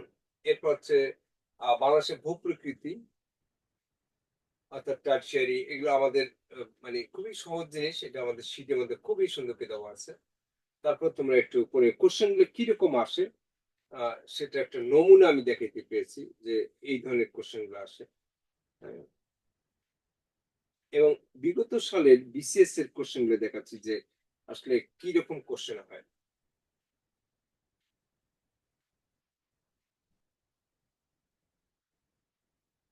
আমরা কোশ্চেন গুলো দেখতেছি, অর্থাৎ এই কোশ্চেন গুলো দেখলে আইডিয়াটা পাবে। এরপর হচ্ছে আমাদের এই শীট গুলো থেকে আমরা একটু তথ্যগুলো, আমি নামাজের যেহেতু বললাম আমরা একটু দেখে দিচ্ছি, এগুলো শীটের মধ্যে দেওয়া আছে, এই তথ্যগুলো একটু তোমরা পড়ে নিবা। দেখো একটু, তোমাদের এটা এটা শীটের মধ্যে আছে। আমরা এতক্ষণ যে জিনিসটা আলোচনা করলাম, আহ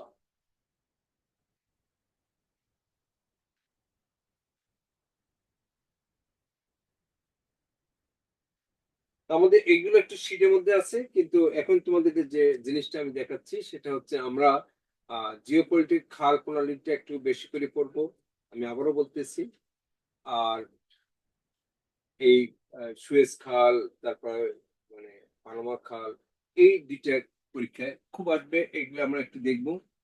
এরপরে হচ্ছে সুয়েজ খালের তথ্যগুলো আমি বললাম যে কি আছে, এটা আহ, জলপ্রপাত সম্পর্কে আসে, এগুলো আমরা একটু ভালো করে পড়বো। আর এই চিত্রটা আমি প্রথম ক্লাসে স্টার্টিং এ বুঝিয়ে দিয়েছি, তোমরা এটা স্ক্রিনশট, সবগুলোই স্ক্রিনশট করে পাবা, স্লাইড গুলো আছে।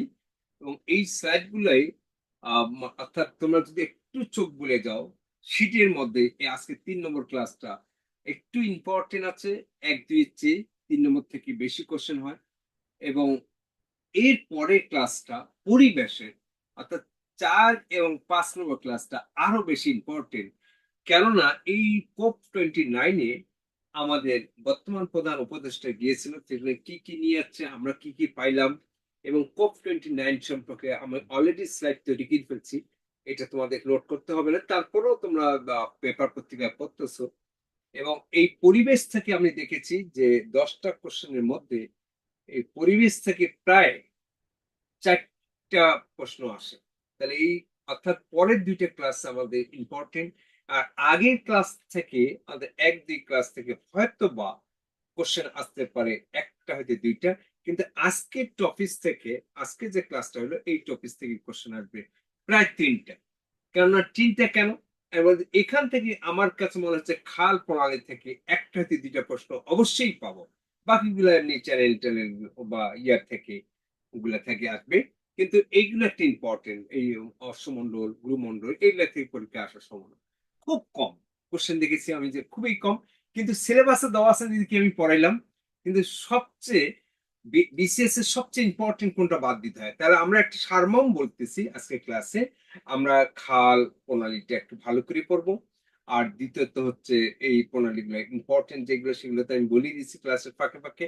আমার তারপর আমি আর একটু বলে দিই, সেটা হচ্ছে যেহেতু মধ্যপ্রাচ্যে গন্ডগোল হচ্ছে, এই দার্দানেলেস প্রণালী, তারপর বাবেন মান্ডি প্রণালী, হরমুজ প্রণালী, সুয়েজ খাল, পানামা খাল, এদিক এই ইয়েগুলো খুবই জিওপলিটিক্যাল খুব গুরুত্বপূর্ণ, এগুলো একটু বেশি করে পড়ো।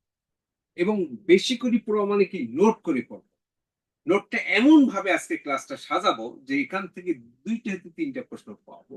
কিন্তু আমি আবার বলতেছি খাল প্রণালী, এই 2টা টপিক থেকে এই আজকে যে স্লাইড গুলো আলোচনা করলাম, এগুলো আমরা নতুন করে নোট করবো, নোট করে আমরা খুব সুন্দর করে রাখবো। এখান থেকে প্রত্যেক বিসিএস এ কোশ্চেন হচ্ছে, এবং একটা না একটা, এবং শুধু বিসিএস না, জব মার্কেট যতগুলো কোশ্চেন দেখলাম আমি আশ্চর্য হয়ে যাই, এর বাইরে কোনো কোশ্চেন হয়নি। এই যে খাল প্রণালী গুলো বললাম, এর বাইরে কোনো কোশ্চেন হয়নি। খাল প্রণালী অনেক আছে, কিন্তু সবগুলা পড়বেন না। আপনারা দেখবেন যে আমি একটা বই দেখলাম, রেফারেন্স বইগুলোতে প্রায় 25 থেকে 40টার মতো আছে। অনেক ছেলে সবগুলাই পড়তেছে না, সবগুলা পড়তে যায় না, সবগুলো পরীক্ষা আসে না। তার মানে আমাদের এই ইম্পর্টেন্ট এই প্রণালী খালগুলো একটু আমরা দেখে নিব, কেমন? আবার এই সমুদ্রের বিজয়টা একদিন ইম্পর্টেন্ট ছিল না, এটা ভারতের কারণে আবার এটা আপিল বিভাগে কেস করছে, শেখ হাসিনা যেটা কেস জিতছিল সেটা আবার মানে নেই, এবং এই কারণে এটা আবার নতুন করে আলোচিত হচ্ছে। এখন বলবেন স্যার সমুদ্র বিজয় তো অনেক আগের ঘটনা, 14 সালের ঘটনা, আবার কেন এটা, এটা আবার 2020-22 সালে আবার আলোচিত হচ্ছে, এটা ভারত মানে না, এই জন্য আবার নতুন করে এটা আমাদের প্রবলেম সলভ আসতে পারে, রিটার্ন আসতে পারে, আবার পিলিত আসার সম্ভাবনা খুব বেশি। এই জন্য আমরা একটু পড়বো।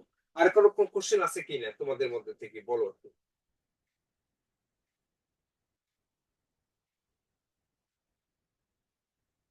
খলিলুর রহমান, কোশ্চেন আছে আরো কারো তোমাদের?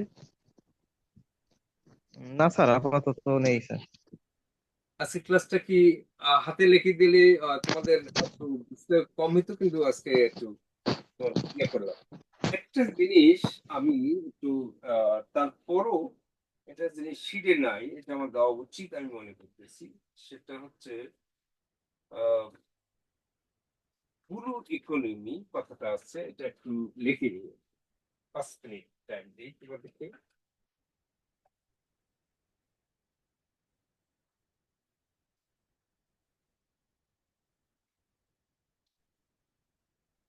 পুরো ইকোনমি, এটা একটু পড়ে নিবা। লাল কলমটা মনে হয় বুঝতে অসুবিধা হচ্ছে, সাদা করে দিই। এটা একটু পড়ে নিবা। এই ব্লু ইকোনমি তথ্যটা, যেটাকে বলা হয় সমুদ্র অর্থনীতি, যেহেতু আমরা সমুদ্র উপকূলে বা দেশ একটা, বাংলাদেশ, এটা বেশি দিন হয়নি, এটা 2012 সালে একটা ইয়ে হয়, দ্যাট মিনস ধারণাটা প্রথম আসে 2010 সালে, ব্লু ইকোনমি 2010 সালে প্রথম ধারণাটা আসে, এবং 2012 সালে এটা রিও ডি সেমিনারে এই শীর্ষক সম্মেলনে এই প্রথম ব্লু ইকোনমি এটা উত্থাপন করা হয় 2012 সালে। এটা তার প্রথম ধারণা হচ্ছে 2010, আর প্রথম সম্মেলন হচ্ছে, এটা ধারণা প্রকাশ হচ্ছে অর্থাৎ 2012 সালে। এবং এই সমুদ্র, অর্থাৎ এই ব্লু ইকোনমি নিয়ে এটা একটা বিশাল বড় একটা ইম্পর্টেন্ট তথ্য হচ্ছে, এই 2012 সালে যে আমরা মিয়ানমারের সাথে সমুদ্র বিজয়, এবং 2014 সালে দ্যাট মিনস ভারতের সাথে সমুদ্র বিজয়, এটা কেন আমরা এদিকে গেছি, এই 2010 সালে কনসেপ্টটা আসলো এই ব্লু ইকোনমি সম্পর্কে। এবং এই কনসেপ্টটা আসার করার কারণেই আমাদের এই, আগে এটা জানতোই না সমুদ্র আবার কি কাজে লাগবে, কিন্তু এর নিচে যে আমাদের বিশাল বড় একটা সম্পদ আছে, এই কনসেপ্টটা ফার্স্ট এই ব্লু ইকোনমি সম্পর্কে কনসেপ্টটা বিশ্বের মধ্যে আসে, এবং 2012 সালে আনুষ্ঠানিকভাবে মানে ঘোষণা করা হয়। এই কারণে আমরা ব্লু ইকোনমি সম্পর্কে একটু ভালো করে নোট করে পড়বো। এটা যেহেতু আমাদের সমুদ্র উপকূলে, এই জিনিসটা আমাদেরকে মনে রাখতে হবে। আজকে এই পর্যন্ত, ইনশাল্লাহ পরে দেখা হবে। নামাজের সময় কম, এবং তোমরা নামাজটা পড়ে নাও। আসসালামু আলাইকুম, কেমন? ওয়ালাইকুম আসসালাম।